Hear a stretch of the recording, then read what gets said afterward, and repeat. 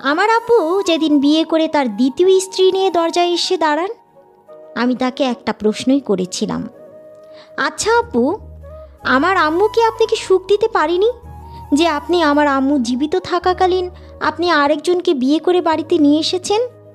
সেদিন আব্বু যে এই উত্তরটা দিয়েছিলেন, সেই উত্তর শোনার জন্য আমি মোটেও প্রস্তুত ছিলাম না। তিনি বললেন, তোমার মা আমাকে এত বছরও সন্তানের সুখ দিতে পারেনি, একটা সন্তানের মুখ দেখাতে পারেনি, আর একটা পুরুষের কাছে এই চাওয়াটা পৃথিবীর সব কিছুর ঊর্ধ্বে।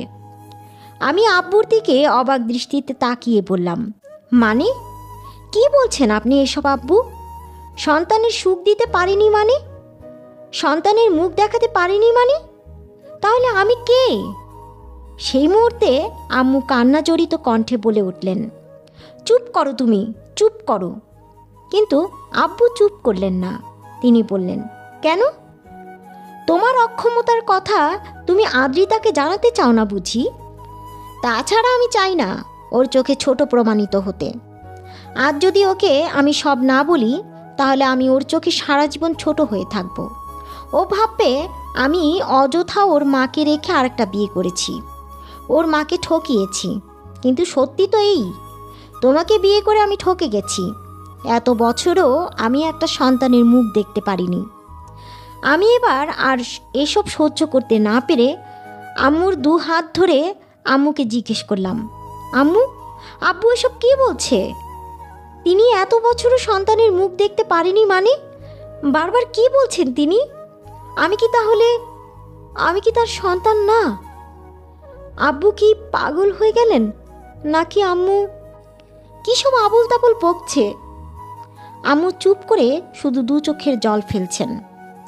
তোমার আম্মু কি বলবে? ওর কিছু বলার মুখ আছে নাকি? আমার কথা শোনো, তুমি আমাদের পালিত সন্তান, তোমাকে আমরা দত্তক নিয়েছি। তোমার এই আম্মু তোমাকে গর্বে ধরেনি। আব্বুর কথাগুলো শুনে এক মুহূর্তে আমার মাথায় যেন আকাশ ভেঙে পড়ল। আমার দু চোখ বেয়ে জল পড়তে লাগলো। আম্মু আমাকে জড়িয়ে ধরে বলতে লাগলো, মারে, তুই ওনার কথা শুনিস না, তুই আমার মেয়ে, আমার মেয়ে তুই। এর মধ্যে আব্বু দ্বিতীয় স্ত্রী বলে উঠলেন, আমাকে কি তোমাদের এই পারিবারিক ড্রামা দেখানোর জন্য বিয়ে করে এনেছো? কতক্ষণ এইভাবে এখানে দাঁড়িয়ে থাকবো? এই তো এখনই আমি তোমাকে আমাদের রুমে নিয়ে যাব, চলো তুমি আমার সাথে। আমি আমার চোখের জল মুছে আব্বুকে বললাম, আব্বু দাঁড়ান, আমি শুধু জানতে চাই, আমি যদি আপনাদের পালিত সন্তানও হয়ে থাকি, তারপরও এত বছরে কি আমি আপনাকে একটুও বাবা হবার অনুভব উপলব্ধি করাতে পারিনি? সন্তানের ভালোবাসা, মায়া, মমতা দিতে পারিনি? সন্তানের অভাব পূরণ করতে পারিনি? অথচ আমি তো জানতাম আপনারাই আমার বাবা মা। কম তো ভালোবাসি না আমি আপনাকে আর আম্মুকে। আপনি কি আমায় কোনো দিন ভালোবাসেননি? তাহলে কি ধরে নেব সন্তান হিসেবে আমি ব্যর্থ? তোমাকেও আমি নিজের সন্তানের মতোই ভালোবাসি, কিন্তু নিজের সন্তান আর পালিত সন্তানের মাঝে বহুত ফারাক। আমি আব্বুকে আবার বললাম, আর আপনাদের এত বছরের সংসার, আম্মুর আপনার প্রতি এত বছরের অগাধ ভালোবাসা, এর কি কোনো মূল্য নেই? আর এত বছর পর মনে হলো আপনার সন্তান দরকার, নিজের সন্তান দরকার। আগে কেন মনে হলো না? এই বয়সে এসে কেন মনে হলো? আব্বু বলল, আদ্রিতা, তুমি কিন্তু অনেক বেয়াদব হয়ে গেছো। বাবার মুখের উপর কথা বলো। যাও, তুমি তোমার আম্মুকে নিয়ে সরে দাঁড়াও, আর তোমার আম্মুকে তোমার রুমে নিয়ে যাও। আমাদের রুমে আমি তোমার ছোট আম্মুকে নিয়ে যাচ্ছি।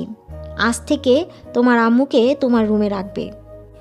এই বলে আব্বু ওনার দ্বিতীয় স্ত্রীকে নিয়ে তার রুমে চলে যান, আর আম্মু কান্না করতে করতে বেহুশ হয়ে যান। আম্মুর মাথায় পানি ঢেলে মুখে পানির ঝাপটা দিয়ে আম্মুকে আমি স্বাভাবিক করি। আম্মু এবার আমাকে জড়িয়ে ধরে কান্না শুরু করেন আর বলেন, আজ আমার এ কি হয়ে গেল রে মা? আমি আমার স্বামীর সাথে সাথে আমার মেয়েকেও হারিয়ে ফেললাম। আজকের পর তুইও আর আমাকে মা বলে ডাকবি না, না? আমি কাঁদতে কাঁদতে আম্মুকে বললাম, কে বলেছে তোমায়? তুমিই আমার মা, তুমি আমার আম্মু, তুমিই আমার সব। শুধু জন্ম দিলেই মা হয় না। আম্মু আমাকে বুকের মধ্যে শক্ত করে জড়িয়ে ধরে কাঁদতে লাগলেন। সেদিনের রাতটা ছিল আমাদের জন্য খুবই ভয়ঙ্কর রাত। পরের দিন সকাল হতেই আম্মু প্রতিদিনের মতো নাস্তা তৈরি করে টেবিলে দিয়ে আমাদের ডাকেন। আমি চেয়ার দিয়ে বসা মাত্র আব্বু তার দ্বিতীয় স্ত্রীকে নিয়ে এসে আমার পাশে বসেন। আম্মু খাবার প্লেট দিতে গেলে আব্বুর দ্বিতীয় স্ত্রী বলে উঠলেন, আপনার দিতে হবে না, আমি দিচ্ছি। আম্মু আমার দিকে তাকালেন। আমি আম্মুকে মাথা ঝাঁকিয়ে ইশারা করলাম কোনো কিছু না বলতে। খাওয়া দাওয়া শেষে আব্বু তার বউকে নিয়ে চলে গেলেন। একটা বারও আম্মুকে বললেন না, আদ্রিতার মা, তুমিও বসো, খেয়ে নাও। হায় রে মানুষ, নতুন নারীর সঙ্গ বুঝি এতই পাওয়ারফুল হয় যে প্রথম নারীকে এক মুহূর্তে ভুলিয়ে দেয়। আম্মু সেদিন আর নাস্তাই করলেন না, আমি বলার পরও না। আব্বু কিছু দিনের জন্য অফিস ছুটি নিয়েছেন। তিনি তার নতুন বউকে নিয়ে ঘুরবেন ফিরবেন বলে।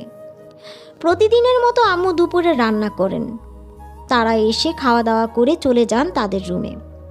বিকেলে দেখি আব্বু তার নতুন বউকে নিয়ে সাজগোজ করে কোথায় যেন যাচ্ছেন। আম্মু আমাকে বলে রেখেছেন তারা কি করলো না করলো তা নিয়ে আমি যেন কোনো কথা না বলি। তাই আমিও তাদের ব্যাপারে কোনো কথা বলিনি। রাতের বেলা তারা দুনিয়ার শপিং করে বাসায় ফিরেন, খেয়েও আসেন বাইরে থেকে। আম্মু শুধু এখন সারাদিন রাত কান্না করেন, রাতভর জেগে থাকেন, ঘুমান না। আম্মু আমি দুজনই শুয়ে আছি। আম্মুকে জড়িয়ে ধরে বললাম, আম্মু একটা কথা জিজ্ঞেস করি। আম্মু বললেন, বল। আমি বললাম, তুমি কষ্ট পাবে না তো? আমি কিছু বলার আগেই আম্মু বললেন, তোর জন্মদাতা জন্মদাত্রীর কথা জানতে চাইবি তাই তো? আম্মু, আমি আম্মুর বুকে মুখ লুকিয়ে বললাম, তুমি বুঝলে কি করে? আম্মু বললেন, মা তো, মেয়ের মনের কথা বুঝবো না তো কার কথা বুঝবো? আমি আম্মুকে শক্ত করে জড়িয়ে ধরে বললাম, ভালোবাসি আম্মু। এবার আম্মু বললেন, আমি যতটুকু জানি তোর জন্মদাতা বাবা বেঁচে নেই। তোর জন্মদাত্রী মায়ের কাছ থেকে তোকে আমরা নিয়ে আসি। তবে তোর কিন্তু আরেকটা বোন আছে জানিস? আমি অবাক হয়ে বললাম, বোন? আম্মু বলল, তোর যমজ বোন। তোর জন্মদাত্রী মা দুজনের খরচ একা বহন করতে পারবেন না বলে তোকে আমাদের কাছে দিয়েছেন। তাছাড়া আমরাও নিঃসন্তান ছিলাম। তোর আব্বুর আর্থিক অবস্থাও ভালো, তুই ভালো থাকবি, তাই তিনি আমাদের কাছে তোকে দিয়েছেন। জানিস, তোর যমজ বোনটার চেহারা অবিকল তোর মতো। ওর শুধু গালে একটা তিল আছে, আর তোর নেই। না হলে কেউ চিনতেই পারবে না কে কোনটা। ওই তিলটাই শুধু আলাদা করতে পারে তোদের। তোকে নিয়ে আসার সময় তুই খুব কান্না করছিলি ওর জন্য। ও খুব কাঁদছিল। 4.5 বছর কি 5 বছর ছিল তখন তোর। কিছুদিন খুব কান্নাকাটি করতি তুই এখানে আসার পর।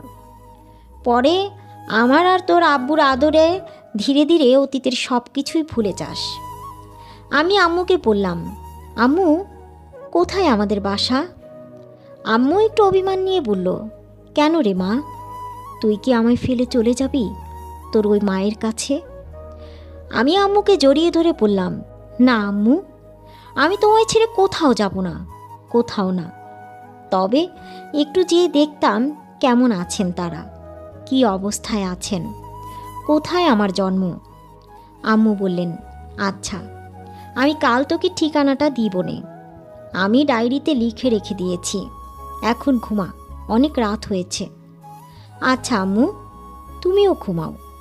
পরদিন আম্মু আমাকে ঠিকানাটা দেন। আমি ঠিকানাটা রেখে দিই, কারণ আম্মুর মনের অবস্থা তখন ভালো না।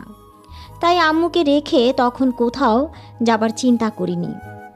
দেখতে দেখতে অনেকগুলো দিন কেটে যায়। আমি সিদ্ধান্ত নিয়েছি আজই আমার জন্মদাত্রী মা এবং যমজ বোনের সন্ধানে বের হব। কারণ আম্মুও এখন কিছুটা স্বাভাবিক হয়েছেন। কিন্তু হঠাৎ করেই দেখি আব্বু বাসায় অনেকগুলো মিষ্টির প্যাকেট নিয়ে ঢুকলেন। এক প্যাকেট আমাকে দিয়ে বললেন, এগুলো তুমি খাও আর তোমার আম্মুকে নিয়েও দাও। আমি অবাক হয়ে আব্বুকে বললাম, মিষ্টি? কিসের মিষ্টি? মিষ্টি কিসের জন্য? আব্বু বেশ হাসি খুশিভাবে বললেন, তুমি বড় বোন হতে চাচ্ছ আদ্রিতা, তোমার ছোট আম্মু মা হতে চলেছে, সেই খুশিতে মিষ্টি।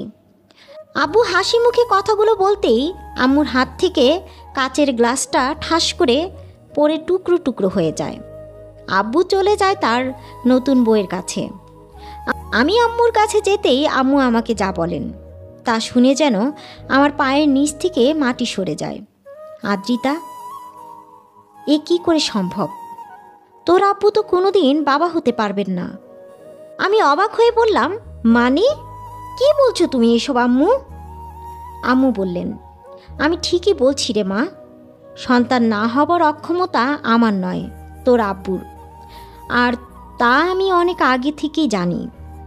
আমাদের যখন সন্তান হচ্ছিল না তখন আমরা ডাক্তার দেখাই। ডাক্তার আমাদের অনেকগুলো টেস্ট দেন। তোর আব্বুর আর আমি সবগুলো টেস্ট করি। তোর আব্বু টেস্টগুলো করেই তার অফিসের কাজে কিছু দিনের জন্য বাইরে চলে যান। আমাদের রিপোর্ট আসে এবং আমার সব রিপোর্ট ভালো আছে, কিন্তু তোর আব্বুর রিপোর্ট দেখে ডাক্তার আমাকে বলেন তিনি কোনোদিন বাবা হতে পারবেন না। এ কথা শুনে আমি সেদিন কষ্ট পেয়েছিলাম ঠিকই, কিন্তু তোর আব্বুকে কোনো দিন বলিনি আসল সত্যিটা, কারণ আমি চাইনি তোর আব্বু সারা জীবন ভিতরে ভিতরে গিল্টি ফিল করুক, নিজেকে ছোট মনে করুক, নিজেকে দোষী মনে করুক। তাই আমি ডাক্তারকেও অনুরোধ করি তিনি যেন কোনো দিন তোর আব্বুকে এ কথা না বলেন। অফিসের কাজ শেষ করে যখন তোর আব্বু বাসায় ফিরেন আমি তাকে বলি, ডাক্তার বলেছে আমার একটু সমস্যা আছে। তোমার কোনো সমস্যা নেই, সব কিছু আল্লাহর হাতে, তুমি মন খারাপ করো না প্লিজ। তোর আব্বু কথাটা শুনে চুপ হয়ে গিয়েছিলেন। একদিন আমার সাথে ভালো মতো কথাও বলেননি, হয়তো কষ্ট পেয়েছেন ভীষণ। পরে একদিন আমি তাকে বলি, চলো আমরা একটা বাচ্চা দত্তক নিই, ওকে সন্তানের আদরে বড় করি, আল্লাহ যখন দেন দিবেন আমাদের বাচ্চা। তোর আব্বুও রাজি হন, তারপর তোকে আমরা নিয়ে আসি। এত বছরে কোনোদিন তোর আব্বু সন্তান নিয়ে আমাকে কোনো কটু কথা বলেননি। তোকেও নিজের সন্তানের মতোই আদর যত্নে বড় করেছেন, কিন্তু হঠাৎ কেন যে দ্বিতীয় বিয়ের সিদ্ধান্ত নিলেন এত বছর পর, তা আমি বুঝতে পারলাম না। আর এখন এই বাচ্চা কিভাবে, আমি তো কিছুই বুঝতে পারছি না রে মা। আমিও আম্মুকে বললাম, আমিও তো কিছুই বুঝতে পারছি না আম্মু, হচ্ছে কি এসব? আম্মু আর আমি কি করব কিছুই বুঝে উঠতে পারছিলাম না। হঠাৎ দেখি কলিং বেলের আওয়াজ। গেট খুলে দেখি একজন মহিলা। জিজ্ঞেস করলাম কাকে চাই। উত্তর দিল, এই বাসার মালিক তাকে কাজের জন্য ডেকেছেন। আমি মাত্রই বলতে যাব আমরা তো কোনো কাজের মানুষ খুঁজিনি, তখনই আব্বু এসে বললেন, আদ্রিতা, ওনাকে আসতে দাও, আজ থেকে উনি এ বাড়িতে কাজ করবেন, তোমার ছোট আম্মুর দেখাশোনা করবেন। আর যাবার আগে বলে গেলেন, এখন থেকে তোমার ছোট আম্মুর খাবার যেন তার রুমে দিয়ে আসা হয়, তুমি পারলে তুমি দিয়ে এসো, নয়তো ওনাকে দিয়ে পাঠিয়ে দিতে বললো তোমার আম্মুকে। আব্বুর চোখে মুখে আনন্দের হাসি। আমি আম্মুর মুখের দিকে তাকালাম। আম্মু চলে গেলেন। আব্বু এখন তার দ্বিতীয় স্ত্রীকে বিছানা থেকেই নামতে দেন না। কাপড় চোপড় ধোয়া, তাদের রুম ঝাড়ু, এসব কাজের মহিলাটাই করেন। আমার আর আমার জন্মদাত্রী আর যমজ বোনকে খুঁজতে যাওয়া হলো না। আব্বু অফিসে যাবার আগে আমাকে বলে যান, সবাই যেন ওনার স্ত্রীর খেয়াল রাখি। রাতে আম্মু আমাকে বলেন, আদ্রিতা। জি আম্মু। আমি কি বাচ্চার বিষয়টা নিয়ে তোর আব্বুর সাথে খোলামেলা কথা বলবো? আমি আম্মুকে বললাম, আমি কি করে বলবো বলো, তোমাদের স্বামী স্ত্রীর বিষয় এটা, যা ভালো মনে হয় তাই করো। আম্মু বললেন, কিন্তু কি করব বল, সে কি আমার কথা বিশ্বাস করবে? পরে না আমাকে ভুল বুঝে মনে করবে তার খুশিতে হিংসে করছি, আমি বললাম, তাহলে বাদ দাও, কিছু বলতে হবে না। আম্মু বললেন, তা না হয় বাদ দিলাম, কিন্তু আমি ভাবছি অন্য কথা। তোর বাবা যদি সন্তান জন্মদানে অক্ষমই হন, তাহলে ওই সন্তান আসলো কোথা থেকে? নাকি তোর আব্বুর সমস্যা সমাধান হয়ে গেল? না না, এ সমস্যা তো সমাধান হবার নয়, ডাক্তার তো বলেই দিয়েছেন সব। আমি গালে হাত দিয়ে বললাম, কি বলবো বুঝতে পারছি না আম্মু। আম্মু বলল, আচ্ছা তুই ঘুমিয়ে পড়, আমি ভেবে দেখি কি করা যায়। আমি আম্মুকে বললাম, কিচ্ছু করতে হবে না আম্মু, থাকতে দাও তাদেরকে তাদের মতো। আম্মু বলল, আচ্ছা তাহলে। আব্বুর দ্বিতীয় স্ত্রী এখন তার রুম থেকে বেরই হন না, সারাদিন শুয়ে বসেই থাকেন, টিভি দেখেন, মোবাইল টিপেন, এসবই তার কাজ এখন। যদিও আগে তিনি আম্মুকে কোনো কাজই হেল্প করেননি, আম্মু একাই নিজের হাতে সামলেছেন সব। আজ তার মা আর বোন এসেছেন আমাদের বাসায়। আম্মু তাদের দেখে ফ্রিজ থেকে গরুর মাংস, মুরগির মাংস বের করে রোস্ট, পোলাও এসব রান্না করলেন। আমাদের সাথে তারা ভালো মতো কথাও বললেন না। তাদের খাবারও আমাদের এখন রুমে দিয়ে আসতে হয়। দেখতে দেখতে আরও কিছুদিন চলে যায়। আব্বুর দ্বিতীয় স্ত্রী তার মা বোনকে নিয়ে ভালোই সময় কাটাচ্ছেন, কত হাসাহাসি, রং তামাশা। আব্বু অফিস থেকে ফেরার সময় ব্যাগ ভর্তি করে বিভিন্ন রকম খাবার, ফলমূল নিয়ে আসেন তার দ্বিতীয় স্ত্রীর জন্য। সবাই বসে বসে গল্প করেন, খান, আড্ডা দেন। দেখতে দেখতে আরও কিছুদিন কেটে যায়। মেহমানরা এখনও আমাদের বাড়িতেই আছেন। আজ কাজের মহিলা আসেনি, তাই তাদের দুপুরের খাবার আমি আর আম্মু তাদের রুমে দিতে চাই, কারণ আব্বুর দ্বিতীয় স্ত্রী যে প্রেগনেন্ট। আর মেহমানদের দিয়ে খাবার নেওয়ানো আম্মু বললেন কেমন নাকি দেখা যায়, তাই আমরা দুজনই তাদের খাবার দিতে গেলাম। ও হ্যাঁ, বলা তো হয়নি, আম্মু এর মাঝে একদিন আব্বুকে ডেকে বলেছিলেন যে তোমার স্ত্রী যে মা হচ্ছে, ডাক্তার দেখিয়েছো বা কোনো টেস্ট করিয়েছো? আব্বু তখন রেগে যান, আম্মুকে যা তা বলে চলে যান। আব্বু আম্মুকে বললেন, ও তুমি আমাকে সন্তান দিতে পারোনি বলে আর কেউ দিতে পারবে না বলে মনে হয় বুঝি তোমার? নাকি তোমার বিশ্বাস করতে কষ্ট হচ্ছে যে আমি বাবা হচ্ছি? আম্মু আর এরপর কিছুই বলেননি। আব্বুর দ্বিতীয় স্ত্রী আর তার মা বোনেরা কি বিষয় নিয়ে যেন কথা বলছেন। আমি আর আম্মু সবে মাত্র তাদের রুমে ঢুকবো আর শুনতে পাই, আর কতদিন এইভাবে প্রেগনেন্টের নাটক করব বলো তো? এই লোকের এত কেয়ার তো আমার সহ্যই হচ্ছে না, বেশি বেশি সব। আব্বুর দ্বিতীয় স্ত্রীর পরিবারের লোক বললেন, আরে আর কয়টা দিন অপেক্ষা কর, ডাক্তার দেখানোর কথা বলে 15-20 হাজার করে নিতে পারবি এখন প্রতি মাসে। বলবি এই টেস্ট দিয়েছে, সেই টেস্ট দিয়েছে, চেক আপ করতে হবে বাচ্চার জন্য। বাচ্চার কথা শুনলেই সে কোনো প্রশ্ন আর তোকে করবে না। আর বলবি আমার ছেলে মেয়ের জন্য এখন থেকেই আমি স্বর্ণ কিনে রাখতে চাই। স্বর্ণের যে দাম দিন দিন তো বাড়ছে, তুমি আমাকে এখনই কিনে দাও, দাম কম থাকতে। ছেলে হলে ছেলের জন্য, আর ছেলের বউয়ের জন্যও তো লাগবে, আর মেয়ে হলে মেয়ের জন্য, মেয়ের বিয়েতেও তো দেয়া লাগবে। তাছাড়া আমি তোমার এত বছর পরে সন্তানের মুখ দেখাবো, আমিও তো কিছু পাই। এসব বলে 8-10 ভরি কিনে নে আগে, এখন যা বলবি সে তাই শুনবে সন্তান হবার খুশিতে। আব্বুর দ্বিতীয় স্ত্রী বললেন, তা তো বুঝলাম, কিন্তু কতদিন এই অভিনয় করব? 1 মাস, 2 মাস, 5 মাস, এরপর পেট যখন বড় না হবে তখন তাকে কি বলবো? আর সে যদি ডাক্তার দেখাতে চায় তখন? আমি কি মরে গেছি? তোর মা বেঁচে থাকতে বুদ্ধির অভাব পড়বে নাকি? বলবি মার সাথে গিয়েছিলাম ডাক্তারের কাছে, তুমি অফিসে ব্যস্ত ছিলে তাই। আর তাছাড়া আমরা তো আর এখনই চলে যাচ্ছি না, যখন যা বলতে হবে করতে হবে শিখিয়ে দেব।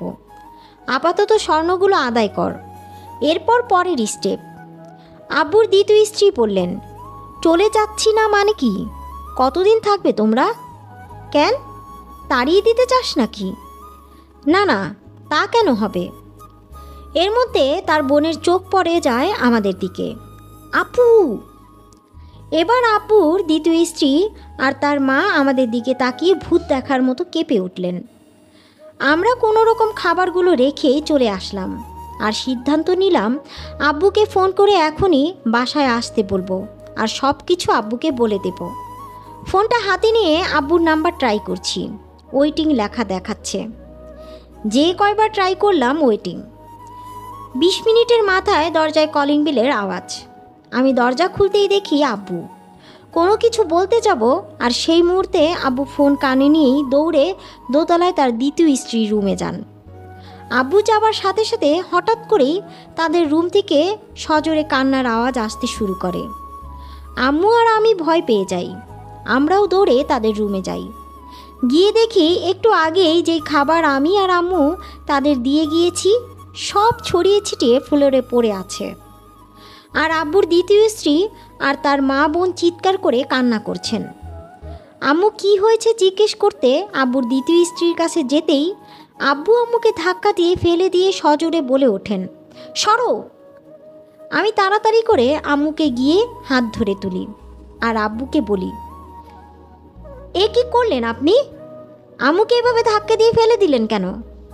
এবার আব্বু চেঁচিয়ে বলেন, কেন ফেলে দিলাম? ওকে যে মেরে ফেলছি না এটাই তো বেশি। আমি চেঁচিয়ে বলে উঠলাম, আজব, কি হয়েছে বলবেন তো? আব্বু বললেন, কি হয়েছে না? তোমার আম্মু কি করেছে জানো না তুমি না? আম্মু বললেন, কি করেছি আমি বলো? ওর সাথে এভাবে কথা বলছো কেন? আব্বু বলল, কি করছো আবার জিজ্ঞেস করছো? আমার সন্তানকে মেরে ফেলে বলছো কি করছো? আম্মু বলল, তোমার সন্তানকে মেরে ফেলেছি মানে? দেখেছো বাবা, কি অভিনয়টাই না করছে, মনে হচ্ছে কিছুই জানে না। আব্বু ক্রোধিত হয়ে বলল, তুমি হিংসে করে আমার স্ত্রীকে ধাক্কা দিয়ে ফেলে দিয়েছ আর আমার বাচ্চাটা সঙ্গে সঙ্গে নষ্ট হয়ে গেছে। আমার বাচ্চাকে মেরে ফেলেছ তুমি। না হয় বেচারি খাবার আনতে যায়নি, তাই বলে খাবার দিতে এসে ঝগড়া করবে, কথা শোনাবে আর হিংসে জ্বলে পড়ে আমার স্ত্রীকে ধাক্কা দিয়ে ফেলে আমার সন্তানকে মেরে ফেলবে? আম্মু কাঁদতে কাঁদতে বলল, এসব কি বলছো তুমি? আমি এসব কেন করতে যাব? তাছাড়া কিসের সন্তান? কোন সন্তানই ছিল না ওর পেটে। ও মিথ্যে বলছে, ও তোমাকে ঠকিয়েছে। এগুলো সব ওর আর ওর মা বোনের প্ল্যান। এই কথা বলার সঙ্গে সঙ্গে আব্বু সবার সামনে আম্মুর গালে ঠাস করে এক থাপ্পড় বসিয়ে দেন আর বলেন, এই মুহূর্তে তুমি আমার বাসা থেকে বেরিয়ে যাও, তোমার মুখ আমি আর দেখতে চাই না। আম্মুর চোখ বেয়ে জল পড়ছে। আমি কিছু বলতে যাব, আব্বু আমাকে কোনো কথাই বলতে দিলেন না। আব্বু উচ্চস্বরে বললেন, আমার শেষ কথাই এটাই, বেরিয়ে যাও আমার বাসা থেকে এক্ষুনি, এই মুহূর্তে। আম্মু আর কোনো কথা না বলে কাঁদতে কাঁদতে নিচে নেমে যান। আমি বললাম, আব্বু, আপনি সব কিছু না জেনে শুনে এমন অন্যায় করতে পারেন না। আম্মু চলে গেলে আম্মুর সাথে আমিও চলে যাব। আব্বু বলে, তোমার যেতে হবে না, তোমাকে যেতে বলিনি, কারণ এই বাসা যেমন আমার তেমনি তোমারও। আমি এ বাড়ির অর্ধেক তোমার নামে লিখে দিয়েছি, তবে তুমি তোমার আম্মুকে রাখতে পারবে না, এটা আমার সাপ কথা। আমি বললাম, যে বাড়িতে আমার আম্মুর জায়গা নেই সেই বাড়িতে আমিও থাকবো না। আপনি থাকেন আপনার বাড়ি আর আপনার স্ত্রীকে নিয়ে, আমি আমার আম্মুকে নিয়ে চলে যাচ্ছি। তবে একটা কথা বলে যাই, আপনি একদিন সব হারাবেন, সব। অনেক আফসোস করবেন, অনেক। আব্বুর দ্বিতীয় স্ত্রী কান্নার আওয়াজ বেড়ে গেল। আব্বু তাকে জড়িয়ে ধরলেন আর আমি আম্মুর হাত ধরে বাসা থেকে বেরিয়ে পড়লাম। আমিকে বললাম, কান্না করো না, আমি তো আছি। আম্মু কাঁদতে কাঁদতে বলল, ওই ঠকবাজ মহিলার জন্য তোর আব্বু আমাকে এইভাবে সবার সামনে অপমান করলো। এত বছর এই মানুষটার সাথে আমি সংসার করলাম। আমি কোনো উত্তর দিতে পারলাম না।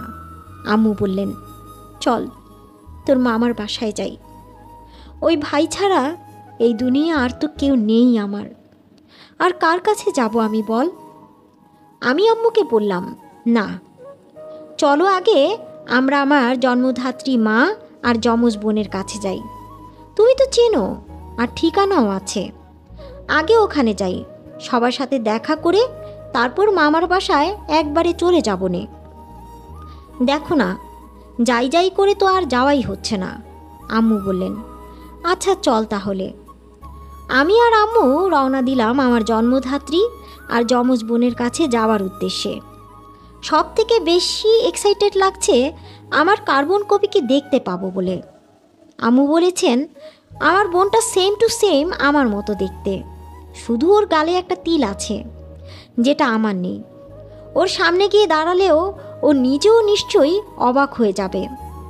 এইসব ভাবতে ভাবতে কয়েক ঘন্টা জার্নি শেষ করে আমরা পৌঁছালাম আমাদের গন্তব্যস্থলে। আম্মু কয়েকজনকে জিজ্ঞেস করতে করতে আমাকে নিয়ে চলে গেলেন সেই বাড়িতে, যেখান থেকে আমাকে আম্মুর হাতে তুলে দেওয়া হয়েছিল। কিন্তু বাসার সামনে যেতেই দেখি ঘরে তালা। আশেপাশের দুই একজন মানুষ আমাকে দেখে তো জিজ্ঞেস করতে লাগলেন, কিরে চলে এলি কেন, তুই না ঢাকায় গেলি? আমি তাদের কথা কিছুই বুঝলাম না। আম্মু তাদের সালাম দিয়ে জিজ্ঞেস করলেন, এই বাসার লোক কই? একটা মেয়ে আর মেয়ের না মা থাকতো এখানে? লোকটা বললেন, হ্যাঁ থাকতো তো, ওই যে আপনার পেছনেই তো অনিদ্রিতা, আর ওর মা তো কয়েক মাস আগে মারা গেছে। আমার আর বুঝতে বাকি রইল না আমাকে এতক্ষণ তারা আমার যমজ বোন মনে করছেন, আর আমার জন্মধাত্রী মা না ফেরার দেশে চলে গেছেন। আম্মু আমার হাত ধরে মুখের দিকে তাকিয়ে বললেন, মন খারাপ করিস না। আমি অশ্রুসিক্ত চোখে আম্মুকে জড়িয়ে ধরলাম। আম্মু এবার মহিলাগুলোকে সব খুলে বললেন যে আমি আদ্রিতা আর আমার যমজ বোন হচ্ছে অনুদ্রিতা। তারা এ কথা শুনে অবাক এবং খুশি হয়ে আমাকে জড়িয়ে ধরে বললেন, ও আমাদের আদ্রিতা। আসলে ওনারাও জানেন ছোটবেলায় আমাকে যে দত্তক দেওয়া হয়েছিল। ওনারা আমাকে আর অনুদ্রিতা দুজনকেই চিনতেন। তারপর তারা আম্মুকে বললেন, অনুদ্রিতা তো ঢাকায় গিয়েছে আদ্রিতাকে খুঁজতে। ওর মা মারা যাওয়ার আগে বলে গিয়েছেন ওকে আদ্রিতার কথা। ওর তো দুনিয়াতে আদ্রিতা ছাড়ার কেউ নেই এখন, তাই ও আদ্রিতাকে খুঁজতে আজই ঢাকায় গেছে। ওর মা ওকে আপনাদের বাসার ঠিকানাও দিয়ে গেছে। আম্মু আমার মুখের দিকে তাকিয়ে বলেন, এখন কি করব? রাতও তো হয়ে আসছে, তোকে নিয়ে রাতের বেলা রওনা দেওয়াও ঠিক হবে না। মহিলাগুলো বললেন, আজকের রাতটা তাহলে থেকে যান, সকালে না হয় চলে যায়েন। আমি তাদের বললাম, অনুদ্রিতার মোবাইল নাম্বারটা আছে, দেওয়া যাবে? তারা বললেন, অনুদ্রিতার কোনো মোবাইল নেই। আমি আর আম্মু বুঝতেছি না কি করব, চলে যাব নাকি আজকের রাতটা থেকে যাব। থেকে গেলে অনুদ্রিতা যদি বাসায় গিয়ে পৌঁছায় তাহলে থাকবে কই? এসব ভাবতে ভাবতেই হঠাৎ আমার ফোনে কল বেজে ওঠে। আমি রিসিভ করতেই আমার মামাতো ভাই ওপাশ থেকে রাগী কণ্ঠে বলতে থাকে, তুই আমাকে চিনিস না ভালো কথা, তুই তোর সৎমার কোলে বসে বসে আঙ্গুর খাবি খা। সবার সামনে আমাকে অপমান করে বাসা থেকে বের করে দিয়ে মুখের উপর দরজা লাগিয়ে দিয়েছিস, তাতেও আমার কোনো সমস্যা নেই। আমি শুধু জানতে চাই আমার ফুপু কই, সেটা আমাকে বল। এরপর আর তোদের বাসায় পাও রাখবো না আমি, না তোর চেহারা দেখব আর না তোর বাপের। আমাকে শুধু বল আমার ফুপু কই। আমার মাথায় কোনো কাজ করছে না, ভাইয়া এসব আবল তাবল কী বলছে আমায়। আমি আবার কখন ভাইয়াকে বাসা থেকে অপমান করে বের করে দিলাম? ভাইয়া কি দিনের বেলা ঘুমিয়ে কোনো খারাপ স্বপ্ন দেখছে নাকি? পাশ থেকে আম্মু বলল, আদ্রিতা কি হয়েছে রে? আম্মু দেখো না, আদ্র ভাইয়া কী সব আবল তাবল বলছে। আম্মু আমার কাছ থেকে ফোনটা নিয়ে হ্যালো বলতেই আদ্র ভাইয়া ওপাশ থেকে জিজ্ঞেস করে, ফুপু তুমি ঠিক আছো তো? তুমি কি বাসায়? কিন্তু আদ্রিতা যে আমাকে বলল তুমি বাড়ি ছেড়ে চলে গেছো, আর আমাকে অপমান করে তাড়িয়ে দিল। আমি তো তোমাদের বাসায় গিয়েছিলাম একটু আগে। আম্মু বলল, আমি বাসা ছেড়ে চলে এসেছি ঠিকই, কিন্তু আদ্রিতা তোকে কিভাবে বাসা থেকে বের করে দিবে? আদ্রিতা নিজেও তো আমার সাথে বাড়ি ছেড়ে চলে এসেছে। আদ্র ভাইয়া অবাক হয়ে বলল, ফুপু তুমি ঠিক আছো তো? আদ্রিতাকে আমি নিজের চোখে দেখেছি, ও ওর সৎ মায়ের কোলে মাথা রেখে আঙ্গুর খাচ্ছে। ওই মহিলা সোফায় বসে ওকে নিজ হাতে মুখে তুলে খাওয়াচ্ছে। আমি যখন তোমাদের বাসায় গেলাম, এক বয়স্ক মহিলা এসে গেট খুললেন, মানে ফুপার দ্বিতীয় স্ত্রীর মা। তারপর ভেতরে ঢুকতেই দেখি হল রুমের সোফায় বসে আছেন ওই মহিলা আর তার কোলে মাথা রেখে সোফায় শুয়ে শুয়ে আঙুর খাচ্ছে আদ্রিতা। দেখেই তো আমার মেজাজ বিগড়ে গেল। আমাকে দেখে ফুপার দ্বিতীয় স্ত্রী জিজ্ঞেস করলো আমি কে, কাকে চাই। আমি তাকে বললাম আমার ফুপু কোথায়, আমি আদ্রিতার মামাতো ভাই। ওই আদ্রিতা, ফুপু কোথায় রে? তখন মহিলা উত্তর দিল, তুমি নাকি বাড়ি ছেড়ে চলে গেছো। আমি আদ্রিতাকে বললাম, উনি কি বলছেন এসব? ফুপু কোথায়? ফুপু বাড়ি ছেড়ে চলে গেছেন মানে? তুই কোনো কথা বলছিস না কেন?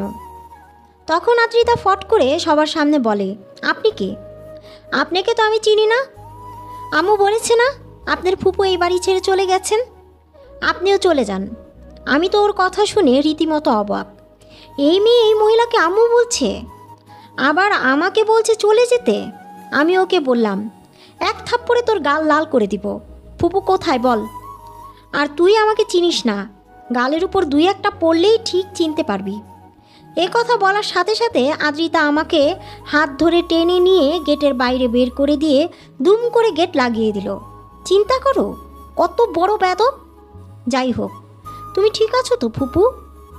আব্বুর নাকি তোমার জন্য খারাপ লাগছিল, তাই আম্মু আমাকে পাঠিয়েছিল তোমাকে আর আদ্রিতাকে নিয়ে আসতে, কিছুদিন বেরিয়ে যাবার জন্য।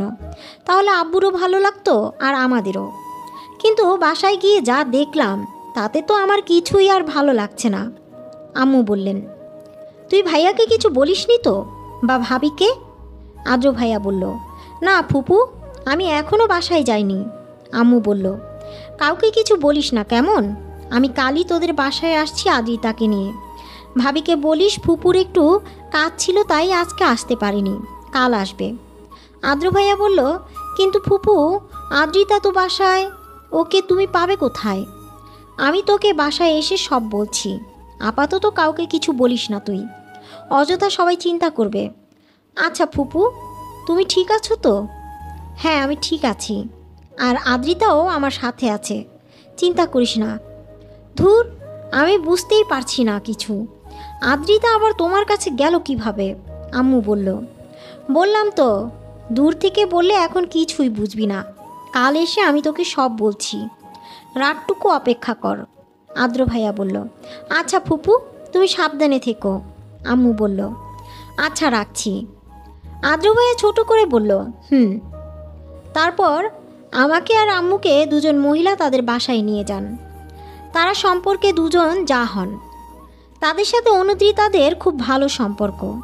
তারা আমাদের ফ্রেশ হয়ে নিতে বললেন, তারপর আমাদের খেতে দেন, আমরা ফ্রেশ হয়ে খেয়ে নিই। তারপর তারা দুজনই আম্মুকে জিজ্ঞেস করেন আমি কেমন আছি এই সব। আর তারা অনুদ্রিতা কেমন তাও বলা শুরু করেন। তাদের মধ্যে একজন বলেন, জানো তোমার বোন কেমন? আমি বললাম, কেমন? মহিলাটা বললেন, একদম দুষ্টু একটা মেয়ে, সারা এলাকায় নিজের মাথায় করে রাখে, সবাইকে পেরেশানিতে রেখে দেয়। কার গাছের ফল, কার পুকুরের মাছ সব সে পেরে ধরে নিয়ে আসে। তোমার মা কত না করতেন, কিন্তু কিছু শুনতেই না, হি করে হেসে বলতো ওর নাকি এগুলো করতে ভালো লাগে। বাসায় তো একটু সময়ের জন্য থাকতো না, রাত ছাড়া সারাদিন টই টই করে ঘুরে বেড়াতো। তোমার মা ওকে নিয়ে কত যে চিন্তা করতো জানে না পা। ওদের মা আদ্রিতার কথা প্রায়ই আমাদের কাছে বলতো মেয়েটাকে যদি একবার দেখতে পেতাম। আমরা বলতাম, যাও তাহলে দেখে আসো। সে বলতো, যেতে তো পারি, কিন্তু মেয়েটারে দেখলে যে রেখে আসতে মন চাইবে না। তাছাড়া যারা এখন ওর বাবা মা তারাও কষ্ট পাবে। আমি যদি গিয়ে মেয়ের জন্য কান্নাকাটি করি, অনুদ্রিতা দেখলে তো নিয়ে আসতে চাইবে ওকে। তখন আমি কি করব? আমি তো আর নিয়ে আসতে পারবো না, তখন কষ্ট আরও বাড়বে। থাক, আমার মেয়ে তাদের কাছেই ভালো আছে, ভালো থাক। তুমি ভালো আছো তো মা? আমি উত্তরে বললাম, হ্যাঁ আমি আলহামদুলিল্লাহ অনেক ভালো আছি। আম্মু আপু আমাকে কখনো বুঝতেই দেননি আমি যে তাদের পালিত সন্তান। মহিলাটি বললেন, যাক, শুনে খুশি হলাম। এবার তাহলে তোমরা শুয়ে পড়ো, অনেক পথ জার্নি করে আসছো। আম্মু মহিলাটাকে বললেন, কি বলে যে আপনাদের ধন্যবাদ দিব ভাবি, আপনারা যা করলেন। মহিলাটা বললেন, না আপা, কি বলেন? ধন্যবাদ দিতে হবে না। আপনারা আমাদের আদ্রিতাকে এত ভালো রেখেছেন, তাতেই আমরা খুশি। তারা আমাদের ঘুমাতে বলে চলে যান। আমি আর আম্মু শুয়ে পড়ি। আম্মু, আদ্রু ভাইয়া কী বলল? সে এমন ভুলভাল কী বলল আমাকে? আমি নাকি তাকে অপমান করে বাসা থেকে বের করে দিয়েছি। আম্মু বলল, এখন ঘুমা, সকাল হোক তোর মামার বাসায় গিয়ে আদ্রুর সামনেই সব বলবো। আমি আম্মুকে বললাম, কিন্তু অনুচিতা এখন কোথায় আছে, কেমন আছে, ওর সন্ধান পাবো কি করে? আম্মু বলল, ওকে নিয়ে তোর চিন্তা করতে হবে না, ও যেখানে আছে ভালো আছে। আদ্রকে বলে ওর খোঁজ খবর নেব নে। আমি বললাম, আচ্ছা ঠিক আছে। আমি আর আম্মু ঘুমিয়ে পড়ি। সকাল হতেই নাস্তা করে আমরা ভদ্র মহিলা দুটোকেও বিদায় জানিয়ে চলে আসি মামার বাসায়।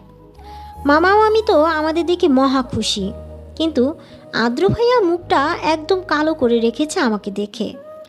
অথচ অন্য সময় কত সুন্দর হাসিটাই না দিত আমাদের দেখে। মামি আমাদের ফ্রেশ হতে বললেন। আমরা ফ্রেশ হলাম। আদ্র ভাইয়া আম্মুর কাছে আসলেন, এসে বললেন, ফুপু তুমি ভালো আছো? ঠিক আছো তো? আম্মু বলল, ঠিক আছি আমি। আদ্র ভাইয়া বলল, এবার বলো আদ্রিতা তোমার কাছে কি করে এলো? ওকে তো আমি বাসায় দেখে এসেছি, আর ও আমার মুখের উপর দুম করে গেটও লাগিয়ে দিয়েছে। আমি ভাইয়াকে বললাম, ও ভাইয়া, বারবার কি আবল তাবল বলছো? আমি কেন তোমার মুখের উপর গেট লাগাতে যাব? আদ্র ভাইয়া বলল, তাহলে কি তোর ভূত লাগিয়েছে? আম্মু জবাবে বলল, না, ওর ভূত লাগায়নি, অনুত্রিতা লাগিয়েছে। আদ্র ভাইয়া অবাক হয়ে বলল, অনুত্রিতা? এ আবার কি? আম্মু বলল, অনুত্রিতা। অনুত্রিতা আদ্রিতার যমজ বোন। ভাইয়া ভূত দেখার মতো বলল, কি, আদ্রিতার যমজ বোন? আম্মু বলল, হ্যাঁ, তোকে আমি সব খুলে বলছি। এরপর আম্মু আদ্র ভাইয়াকে আমার আর অনুত্রিতার কথা সব খুলে বলেন। আমাকে দত্তক নেওয়া থেকে শুরু করে অনুদ্রিতাকে খুঁজতে গ্রামে যাওয়া পর্যন্ত সব কিছু। আর এও বলেন অনুদ্রিতা আমাকে খুঁজতেই ওই বাসায় গিয়েছে। আদ্র ভাইয়া এবার সব বুঝতে পেরেছে। বাসায় আমি ছিলাম না, ছিল অনুদ্রিতা। আদ্র ভাইয়া এবার বললেন, সবই তো বুঝলাম, কিন্তু অনুদ্রিতা তাহলে ওই মহিলাকে আম্মু কেন ডাকছে? আমাকে না হয় চিনেনি, কিন্তু ওরকম ব্যবহার কেন করলো? আর তাছাড়া ওই মহিলার কোলে শুয়ে আছে কেন? আবার ওই মহিলা ওকে আঙ্গুরও খাওয়াচ্ছে। কয়েক ঘন্টার মধ্যে এত খাতির কিভাবে এদের? মহিলা কি দেখেনি আদ্রিতা তোমার সাথে বাসা থেকে বেরিয়ে গেছে? তাহলে ওই মেয়েকে আদ্রিতা মনে করে এত আদর কেন করছে? আম্মু বলল, উনি অনুদ্রিতাকে আদ্রিতা মনে করছে। আদ্র ভাইয়া বলল, এটা ঠিক। আম্মু বলল, কিন্তু এত আদর কেন করছে আমিও ঠিক বুঝতে পারছি না। আমি বললাম, আম্মু আমি জানি। আম্মু বলল, কি জানিস? আমি বললাম, অনুদ্রিতাকে আমি ভেবে আব্বুর দ্বিতীয় স্ত্রী কেন এত আদর যত্ন করছেন, কারণ আব্বু তার সামনে আমি বেরিয়ে আসার মুহূর্তে বলে দিয়েছে আব্বু ওই বাড়ির অর্ধেক আমার নামে লিখে দিয়েছেন, তাই আমার আদর তার কাছে বেড়ে গিয়েছে। কিন্তু অনুদ্রিতা কেন ওনাকে আম্মু ডাকছে সেটা বুঝতে পারছি না। আদ্র ভাইয়া, ও কি বুঝতে পেরেছে আমার আম্মু যে তোমার ফুপু? আদ্র ভাই বললেন, হ্যাঁ, খুব ভালোভাবেই বুঝতে পেরেছে। আর সবচেয়ে অবাক করার বিষয় হচ্ছে ও কিন্তু আদ্রিতা সেজেই আছে ওখানে, অনুদ্রিতা হিসেবে নয়। আর ও যখন আমাকে অপমান করছিল ওই মহিলা কি সুন্দর হাসছিল। আমি বললাম, আব্বু ছিলেন না বাসায়? আদ্র ভাই বলল, না, ফুপা ছিলেন না। আম্মু বলল, আমি তো কিছুই বুঝতে পারছি না। আদ্র ভাইও বলল, ফুপু তুমি কি কিছু আন্দাজ করতে পারছো? আম্মু বলল, না, তবে আমার মনে হয় না অনুদ্রিতা এমন কিছু করবে যাতে আদ্রিতার ক্ষতি হয়। কোনো না কোনো রহস্য তো ঠিকই আছে। আদ্র ভাই বলল, কিন্তু তুমি বাসা থেকে চলে কেন গেছো? আম্মু বলল, আরে এ আবার আর এক কাহিনী। ওই মহিলা তার মা বোন মিলে তোর ফুপাকে ঠকাচ্ছে, তার মাথাটা খারাপ করে দিচ্ছে, তাই তাদের প্ররোচনায় পড়ে তোর ফুপা আমাকে বাসা থেকে বের করে দিয়েছে। আমাকে বের করে দিয়েছে বলে আদ্রিতাও আমার সাথে বেরিয়ে এসেছে। আদ্র ভাই বলল। কিন্তু এখন আমরা কি করব ফুপু? সব কিছু ঠিক করব কিভাবে? সব ঝামেলার সমাধান হবে কি করে? আম্মু বলল, এখন প্রথম কাজই হচ্ছে তোর ওই বাসায় এন্ট্রি নেওয়া। আদ্র ভাই অবাক হয়ে বলল, আমি আমি কেন ওই বাসায় যাব? আম্মু বলল, কারণ যা করার এখন সব তোকেই করতে হবে। আমি আর আদ্রিতার আপাতত যেতে পারছি না, তাই তুই যাবি। ওখান থেকে সব ঝামেলা মিটমাট করবি। আদ্র ভাই বলল, তোমরা নেই আমি কিভাবে যাব ওই বাসায়? আর ফুপা কি আমাকে অ্যালাউ করবে? আম্মু বলল, তোর ফুপা খারাপ মানুষ না রে, তিনি আগের মতোই আছেন, শুধু খারাপের পাল্লায় পড়ে মাথাটা একটু বিগড়ে গেছে। তোকে সে খুশি মনে থাকতে বলবেন। আমার রাগ তোর উপরে ঝাড়বেন না। আদ্র ভাই বলল, কিন্তু আমি কি বলে থাকবো? আম্মু বলল, তুই বলবি কয়েকদিন পর তোর চাকরির জন্য একটা পরীক্ষা আছে, তাই তোর কিছুদিন কোচিং ক্লাস করা লাগবে। আর তোর কোচিং সেন্টার আমাদের বাসা থেকে কাছে। আদ্র ভাই বলল, আচ্ছা ঠিক আছে, তা না হয় বললাম, কিন্তু ওই বাসায় গিয়ে আমার প্রথম কাজ কি? আম্মু বলল, ওই বাসায় গিয়ে তোর প্রথম কাজ হচ্ছে অনুদ্রিতার সাথে কথা বলা। তারপর দুজন মিলে প্ল্যান করে জুটিবদ্ধ হয়ে যেভাবে পারিস ওই মহিলা আর মহিলার মা বোনের প্রতারণার পর্দা তোর ফুপার সামনে ফাঁস করা। আদ্র ভাই বলল, কিন্তু অনুদ্রিতা তো আদ্রিতার ভাব নিয়ে বসে আছে, আর যেভাবে ওই মহিলার কোলে শুয়েছিল, ও কি ওই মহিলার বিপক্ষে যাবে? আম্মু বলল, তুই আগে যা, তারপর অনুদ্রিতাকে আদ্রিতার কথা বলে দেখ, তাহলেই হবে। তুই গিয়ে আগে ওর সাথে কথা বল, ওকে তোর দলে আন। আদ্র ভাই বলল, ধুর কি এক ঝামেলা! যেইভাবে ওই দিন মুখের উপর গেট লাগিয়ে দিল, না জানি এবার কি করে। এত ফাজিল একটা মেয়েরে বাবা। আর আমাদের আদ্রিতা কত ভালো। আমি ভাইয়াকে বললাম, ওই ভালো মেয়েটাকে তো কত কিছু বলেছিলা, রাগ করেছিলা আমার সাথে, জানো মেজাজ আমার কত খারাপ হয়ে গিয়েছিল। আদ্র ভাই আমাকে বলল, সরি রে, আমি কি জানি নাকি ওটা আমাদের আদ্রিতা না, পচা মেয়ে অনুদ্রিতা। আমি ভাইয়াকে বললাম, এই খবরদার, আমার বোনকে পচা বলবা না। আদ্র ভাই বলল, ওরে লেগে গেল নাকি রে? আমি হাসতে হাসতে বললাম, লাগবে না, হাজার হলেও যমজ বোন বলে কথা। ভাইয়া বলল, হয়েছে থাক, বুঝেছি, আর বলতে হবে না, যাই আগে তারপর বলবো নে, তোর বোন পচা নাকি ভালো। আচ্ছা ফুপু, বাবা মাকে কি বলবো তাহলে, কোথায় যাচ্ছি বা কি? আম্মু বলল, বলবি একটা চাকরির জন্য ক্লাস করতে হবে কিছুদিন, বন্ধুর বাসায় যাচ্ছিস, ওখানে থেকেই ক্লাস করবি। আমি চাই না ভাইয়া ভাবি কোনো কিছু জানুক। আমাকে যে তোর ফুপা, এগুলো শুনলে ভাইয়া সহ্য করতে পারবে না। এমনিতেই তার দ্বিতীয় বিয়ের কথা শুনে ভাইয়া অনেক কষ্ট পেয়েছে, আমি চাই না তার কষ্ট পাক। ভাইয়া বলল, আচ্ছা ফুপু, আচ্ছা, আমি বলবো না। আমি বললাম, মামি আমাদের খাওয়া দাওয়া করার জন্য ডাকছেন। আমরা সবাই একসাথে বসে খাওয়া দাওয়া করলাম। আদ্র ভাইয়া খাওয়ার টেবিলে বসে মামা মামিকে কোচিংয়ের কথা বলল, আর বলল তার কিছুদিন বন্ধুর বাসায় থাকতে হবে। মামা মামিও অনুমতি দিলেন যাওয়ার জন্য। খাওয়া দাওয়া শেষ করে রেস্ট নিয়ে বিকালেই রওনা দেয় আদ্র ভাইয়া। আম্মুকে বলে, শুধুমাত্র তোমাদের মুখের দিকে চেয়ে আমি ওই অভদ্র মহিলা আর নাগিনটার সামনে নিজের জান নিয়ে যাচ্ছি, নইলে কোনো দিনও যেতাম না। আমি ভাইয়াকে বললাম, এই ভাইয়া, এই আমার বোনকে নাগিন বলবা না। ভাইয়া বলল, তাহলে কি বিষধর নাগিন বলবো? আমি বললাম, আম্মু ভাইয়াকে কিছু বলবা? আম্মু বলল, আদ্র, ওখানে গিয়ে অনুদ্রিতার সাথে বন্ধুত্ব করতে গিয়ে আবার শত্রুতা বাঁধিয়ে ফেলিস না যেন। ভাইয়া বলল, দেখা যাক ফুপু কি হয়, আসছি তাহলে, দোয়া করে দাও। আম্মু বলল, ভালো মতো যা, আর দোয়া করি তুই তোর মিশনে সাকসেস হ, আমাদের সংসারে সুখ ফিরে আসুক। ভাইয়া বলল, আদ্রিতা আসছি রে। আমি ভাইয়াকে বললাম, সাবধানে যেও, সাবধানে থেকো। আমার বোন আবার যেন গেট লাগিয়ে দেয় না, হিহি। ভাইয়া বলল, আচ্ছা আচ্ছা, তোরাও ভালো থাকিস, ফুপুকে দেখে রাখিস। আদ্র ভাইয়া মামা মামির কাছ থেকে বিদায় নিয়ে রওনা দিয়ে আমাদের বাসার উদ্দেশ্যে। বাসায় পৌঁছে কলিং বেল বাজাতেই গেট খুললে আদ্রিতা।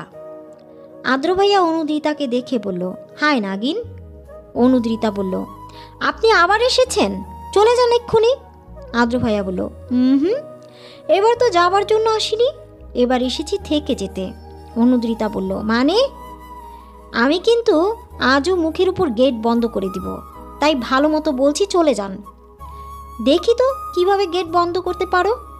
এই বলে আদ্র ভাইয়া অনুদ্রিতাকে ধাক্কা দিয়ে পিছনে নিতে নিতে দেয়ালের কাছে নিয়ে যায়। অনুদ্রিতা দেয়ালে আটকে যায়। অনুদ্রিতা বলল, সরুন বলছি, সরুন, ছাড়ুন আমাকে। আদ্র ভাইয়া অনুদ্রিতার চোখে চোখ রেখে বলে, ধরেই যখন ফেলেছি সহজে ছাড়ছি না, সরি বলো। অনুদ্রিতা বলল, সরি? কিসের সরি? আদ্র ভাইয়া বলল, আমার সাথে যে রুট বিহেভ করেছ সেজন্য। অনুদ্রিতা বলল, ইস, আমার বইয়েই গেছে। অনুদ্রিতা বলল, ছাড়ুন আমাকে, নয়তো আমি চিৎকার করে দিব কিন্তু। আব্বুর দ্বিতীয় স্ত্রী বলল, আদ্রিতা, কে এসেছে মামুনি? অনুদ্রিতা বলল, আম্মু দেখো না, আসো এখানে। আদ্র দ্রুত আদ্রিতাকে ছেড়ে দেয় আর বলে, তোমার সাথে আমার কিছু কথা আছে। আসলে আদ্রিতা। ভাইয়া কথা সম্পূর্ণ করার আগেই আব্বুর দ্বিতীয় স্ত্রী চলে আসেন আর বলেন, তুমি তুমি আবার এসেছো? আদ্র ভাই বলল, জি, আসসালামু আলাইকুম। আব্বুর দ্বিতীয় স্ত্রী বলল, কী জন্য এসেছো? আদ্র ভাই বলল, আমার একটু ফুপার সাথে কথা ছিল। আব্বুর দ্বিতীয় স্ত্রী বলল, কি কথা শুনি? আদ্র ভাই বলল, ফুপা কি অফিস থেকে বাসায় ফিরেছেন? না ফিরলে কখন ফিরবেন? আমি না হয় তাকেই বলবো। অনুদ্রিতা বলল, আব্বুর শরীরটা ভালো না, তাই আজ তাড়াতাড়ি চলে এসেছেন। আমি আব্বুকে ডেকে দিচ্ছি, কথা বলে দ্রুত চলে যান। আদ্র ভাই বলল, দেখা যাক, তুমি ডাকো আগে। অনুদ্রিতা আব্বুকে ডেকে দেয়। আব্বু এসে দেখেন আদ্র ভাইয়া এসেছে। আদ্র ভাইয়াকে দেখেই আব্বু বলেন, কেমন আছো আদ্র? আদ্র ভাই বলল, আসসালামু আলাইকুম ফুপা। আমি আলহামদুলিল্লাহ ভালো আছি। শুনলাম আপনার শরীরটা নাকি ভালো না? আব্বু বলল, ওই তো বয়স হচ্ছে না এখন, তাই একটু এরকম হবেই। তা তুমি কি মনে করে এলে? তোমার ফুপু কি তোমাকে পাঠিয়েছে? কোনো লাভ হবে না, ও যে অন্যায় করেছে ওর মাপ নেই। আদ্র ভাই বলল, আরে না না ফুপা, আমি ওই জন্য আসিনি। আপনাদের স্বামী স্ত্রীর মধ্যে আমি আসতেও চাই না।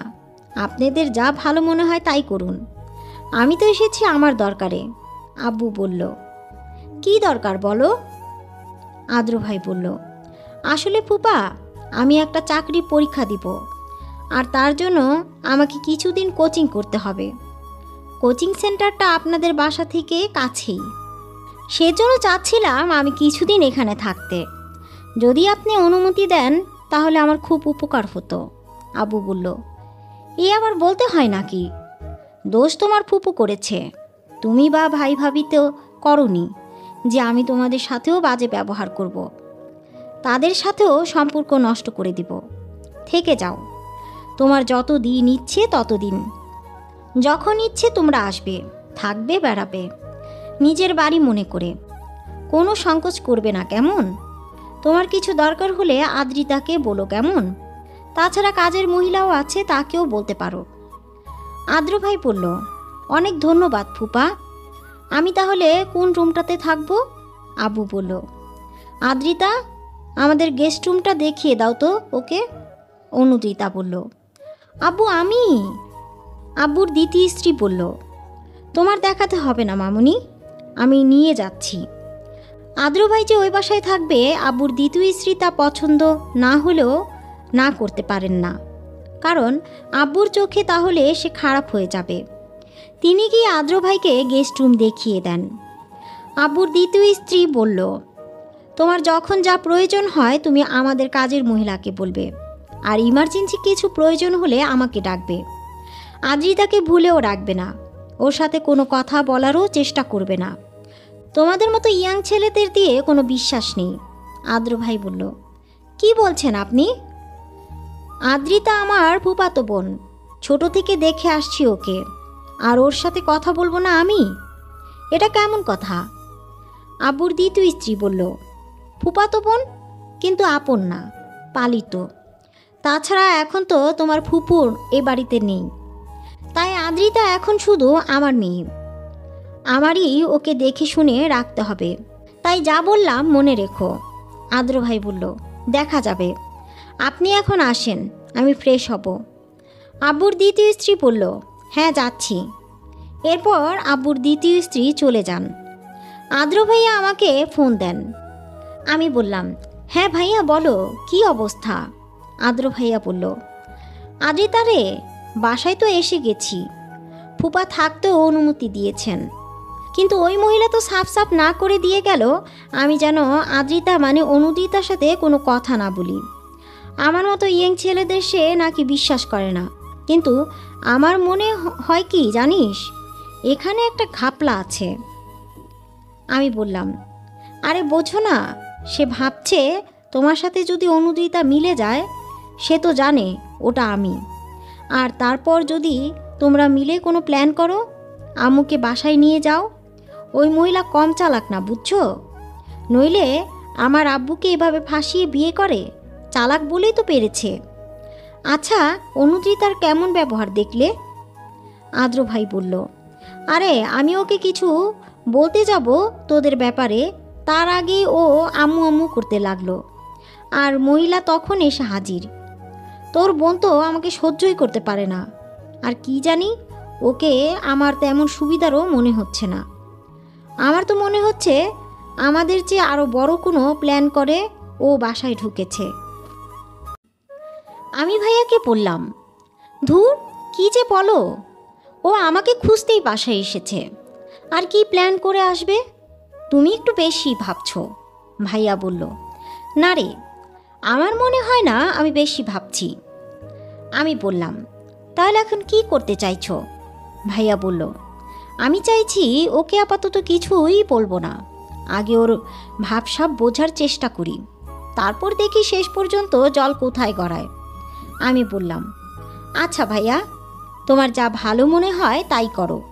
ভাইয়া বলল, আচ্ছা ফুপুকে তাহলে চিন্তা করতে না করিস, বলিস ফুপা আমার সাথে কোনো খারাপ ব্যবহার করেনি, বরং বলেছেন আমি যেন নিজের বাড়ি মনে করেই থাকি।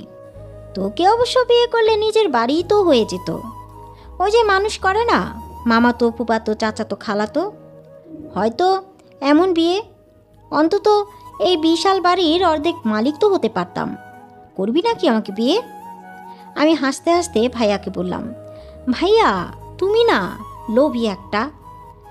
আম্মুকে বলে দিব কিন্তু, যাও তোমার নিজের কাজে মন দাও, যে কাজের জন্য গিয়েছো সেই কাজে করো। ভাইয়া বলল, আচ্ছা রাখছি, তবে তুই চাইলে কিন্তু পারিস সে বাড়ির মালিক আমায় বানাতে, ভেবে দেখিস। আমি বললাম, বুঝেছি, তোমার মামার হাতের মার খাওয়ার ইচ্ছে হয়েছে, দাঁড়াও মামাকে বলে আসছি। ভাইয়া বলল, ওই না না, রাখছি রাখছি। আদ্র ভাইয়া ফ্রেশ হয়ে নেয়, কাজের মহিলা ভাইয়ার জন্য নাস্তা নিয়ে যায়। ভাইয়া ভাবছে কিভাবে অনুদ্রিতার মনের খবর জানতে পারবে, আর কীভাবেই বা আমাদের প্ল্যান সাকসেস হবে। ভাইয়া নাস্তা করে ছাদে যায়, গিয়ে দেখে একটা মেয়ে ফুল ধরে ছবি তুলছে। আদ্র ভাইয়াকে দেখে তার হাত থেকে ফোনটাই পড়ে যায়। হাঁ করে তাকিয়ে থাকে সে আদ্র ভাইয়ার দিকে। আদ্র ভাইয়া বলল, ও হ্যালো, আপনার ফোন। মেয়েটি বলল, ও সরি, কে আপনি? আমি আদ্র, আদ্রিতার মামাতো ভাই। আপনি? আমি অধরা, এটা আমার দুলা ভাইয়ের বাসা। আদ্র ভাই বলল, ও আপনি তাহলে আমার ফুপুর সতীনের বোন? অধরা বলল, এভাবে বলছেন কেন? আপনি আমাকে অধরা বলে ডাকবেন। ভাইয়া বলল, আমার তো মনে হয় আপনি আমার 2-4 বছরের বড় হবেন। অধরা বলল, 2-4 বছর আজকাল কোনো ব্যাপার না, দেখনি প্রিয়াঙ্কা চোপড়ার বর প্রিয়াঙ্কা চোপড়ার থেকে 10 বছরের ছোট। ওহ যা, তোমাকে তুমি বলে ফেললাম। ভাইয়া বলল, আমি কি বললাম আর আপনি কি বলছেন? মাথায় কি কোনো সমস্যা আছে নাকি আপনার? অধরা বলল, আরে না, সমস্যা কেন থাকবে? তুমি আমাকে অধরা বলে ডাকবে আর তুমি করে বলবে। ভাইয়া বলল, কেন? অধরা বলল, কারণ তোমাকে আমার ভালো লেগেছে। ভাইয়া বলল, মানে কি বলছেন এসব? কিন্তু সম্পর্কে তো আপনি আমার আন্টি হন। অধরা বলল, রাখো তোমার আন্টি, আপন আন্টি তো আর না, কোথাকার তাল তো আন্টি। ভাইয়া বলল, আমার মনে হয় আপনার মাথায় আসলেই কোনো সমস্যা আছে, আমি যাই। এই বলে আদ্র ভাই দৌড়ে সিঁড়ি দিয়ে নামতে যায় আর অনুদ্রিতার সাথে ধাক্কা খেয়ে পড়ে যেতে লাগে। সেই সময় অনুদ্রিতা আদ্র ভাইয়ের হাত ধরে ফেলে আর বলে, ইচ্ছে তো করছে ছেড়ে দিই, কিন্তু গেস্টদের আমরা অসম্মান করি না, তাই ছাড়লাম না। এরপর থেকে দেখে শুনে চলবেন, আপনাকে ধরার জন্য সবসময় আমি তো থাকবো না। ভাইয়া বলল, কেন থাকবে না? থেকো, আমার পাশে পাশেই থেকো, শত হলেও মামাতো ভাই হই আমি তোমার।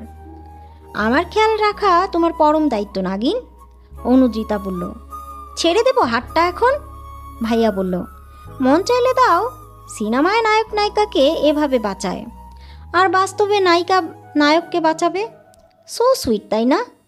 অনুদ্রিতা বলল, আপনি আসলে একটা পাগল, জানতো এখান থেকে। এই বলে অনুদ্রিতা আদ্র ভাইয়ের হাত ছেড়ে ছাদে চলে যায়। আদ্র ভাইও অনুদ্রিতা ছাদে যায় বলে আবার ছাদে আসে। আদ্র ভাইয়া যাবার পর আবারও অধরা আন্টি ভাইয়ার কাছে আসে। এবার আদ্র ভাই অনুদ্রিতার পেছনে গিয়ে বলে, আমাকে বাঁচাও, এই মহিলা আমাকে জ্বালিয়ে মারছে। অধরা বলল, কি, আমি মহিলা? ভাইয়া বলল, না সরি আন্টি। অধরা বলল, আবার আন্টি বলছো? নাম ধরে ডাকতে বলেছি না? অনুদ্রিতা বলল, কিন্তু আন্টিই তো লাগেন আপনি, আন্টি বললে সমস্যা কি? অধরা বলল, তোমার আন্টি হই ঠিক আছে, কিন্তু ও আমাকে অধরা বলে ডাকবে, আমি ওকে অনুমতি দিয়েছি। অনুদ্রিতা বলল, হি হি, তাই নাকি? তাহলে ডাকুন আন্টিকে অধরা বলে, আমি নিচে যাই, আমার কাবাব মেয়ে হাড্ডি হওয়ার ইচ্ছা নাই। এই বলে অনুদ্রিতা নিচে নেমে যায়। আদ্র ভাইও অধরার পেছন পেছন নিচে নামতে থাকে আর বলে, তোমার সাথে আমার একটু কথা ছিল। অনুদ্রিতা বলল, কিন্তু আপনার সাথে আমার কোনো কথা নেই। ভাইয়া বলল, কেন নেই? ফুপার যেখানে আমার সাথে কোনো সমস্যা নেই, সেখানে তোমার কি সমস্যা? অনুদ্রিতা বলল, আমার অনেক সমস্যা। ভাইয়া বলল, কি সমস্যা সেটাই তো জানতে চাচ্ছি। আব্বুর দ্বিতীয় স্ত্রী বলল, আদ্রিতা, তুমি ওই ছেলের সাথে কি করো? এদিকে এসো, আমার কাছে এসো। অনুদ্রিতা বলল, আম্মু, আমি একটু ছাদে গিয়েছিলাম, সেও গিয়েছিল, এই আর কি। আব্বুর দ্বিতীয় স্ত্রী বলল, তোমাকে যেন এই ছেলের আশেপাশে আমি আর না দেখি। অনুদ্রিতা বলল, আমারও কোনো ইচ্ছে নেই আম্মু। আব্বুর দ্বিতীয় স্ত্রী বলল, তাহলে যাও, তোমার রুমে যাও। অনুদ্রিতার রুমে চলে যায়। আদ্র ভাইয়ার রুমে চলে যায়। রাতে আব্বু আদ্র ভাইয়াকে খেতে ডাকেন। তারা সবাই মিলে একসাথে খাওয়া দাওয়া করেন। আব্বু আদ্র ভাইয়াকে বলেন, কোনো সমস্যা হচ্ছে না তো আদ্র? ভাইয়া বলল, না ফুপা, কোনো সমস্যা হচ্ছে না। আব্বু বলল, কোনো সমস্যা হলে আমাকে জানাবে। আব্বুর শাশুড়ি বলেন, আমি একটা কথা বলতে চাইছিলাম। আব্বু বললেন, জি আম্মা বলেন। আব্বুর শাশুড়ি বলেন, আমি আবার লুকায় লুকায় কোনো কথা বলতে পারি না, আমি সামনাসামনি বলছিলাম কি, এমন একটা ইয়ং ছেলেকে কি বাসায় রাখা ঠিক, যেখানে তোমার নিজের একটা মেয়ে আছে বাসায়?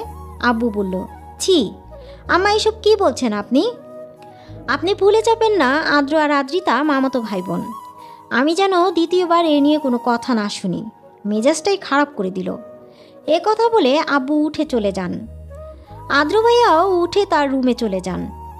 রাতে সবাই ঘুমানোর জন্য শুয়ে পড়ে। আদ্র ভাইয়ার রুম আর আব্বুর দ্বিতীয় স্ত্রীর মায়ের রুম পাশাপাশি।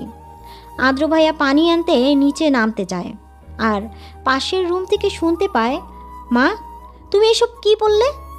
যেখানে আমি নিজে চুপ করে আছি যাতে ওনার চোখে খারাপ না হই, আর তুমি কি না সবার সামনে পাগল হয়ে গেছো নাকি? নাকি জ্ঞান বুদ্ধি লোপ পেয়েছে? আব্বুর শাশুড়ি বলল, সবই ঠিক আছে আমার। তুই কি বুঝতে পারছিস না? এই ছেলে নিশ্চিত কোনো বুদ্ধি খাটিয়ে এসেছে। আদ্রিতার আব্বা বোকা বলে সব বিশ্বাস করছে। আব্বুর দ্বিতীয় স্ত্রী বলল, আমি সবই বুঝছি, কিন্তু আমি কিছু বলে আদ্রিতার আব্বুর চোখে খারাপ হতে চাইনি। তাছাড়া আমি এই ছেলেকে আর আদ্রিতাকেও দুজনের সাথে কথা বলতে না করে দিয়েছি। আর আমি তো চোখে চোখেও রাখছি। ওই ছেলে একা কিছুই করতে পারবে না আদ্রিতা সাথ না দিলে। আর আদ্রিতা এখন আমি বলতে ফিদা। আব্বু শাশুড়ি বলল, ওই মেয়ের হাবভাবও আমার কাছে ভালো লাগছে না। আগে তো তোকে দেখতেই পারতো না, যেই না ওর মা চলে গেল তোকে ছাড়া কিছুই বুঝছে না। আব্বুর দ্বিতীয় স্ত্রী বলল, আরে বোঝো না, আপন মা তো ছিল না ওর এক মা হলেই হলো। ওর দরকার আশ্রয়, বাড়ি, তাই আর কি।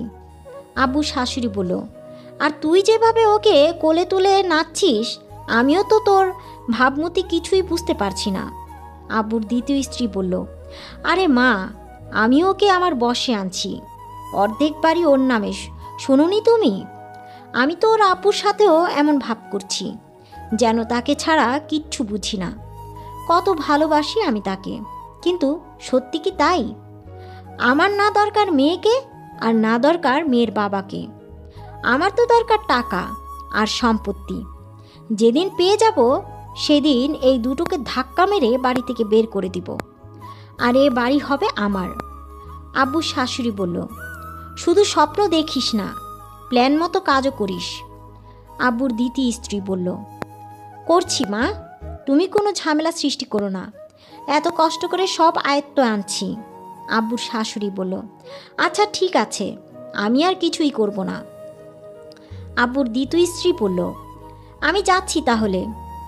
আদ্র ভাইয়া সব শুনে পানি আনতে চলে যায়, কিন্তু গিয়ে দেখে অনুদ্রিতা ফোনে কার সাথে যেন কথা বলছে, আর বলছে, আপনি কোনো চিন্তা করবেন না, আপনি যেইভাবে বলেছেন আমি ঠিক সেইভাবেই কাজ করছি।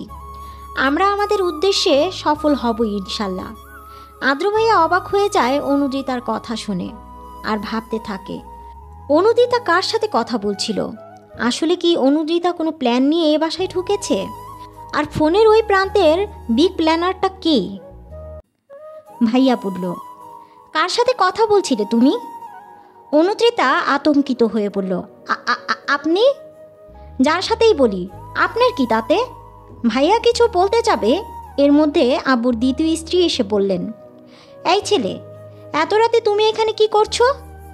হলরুমে লাইট অন দেখে আসলাম আমি।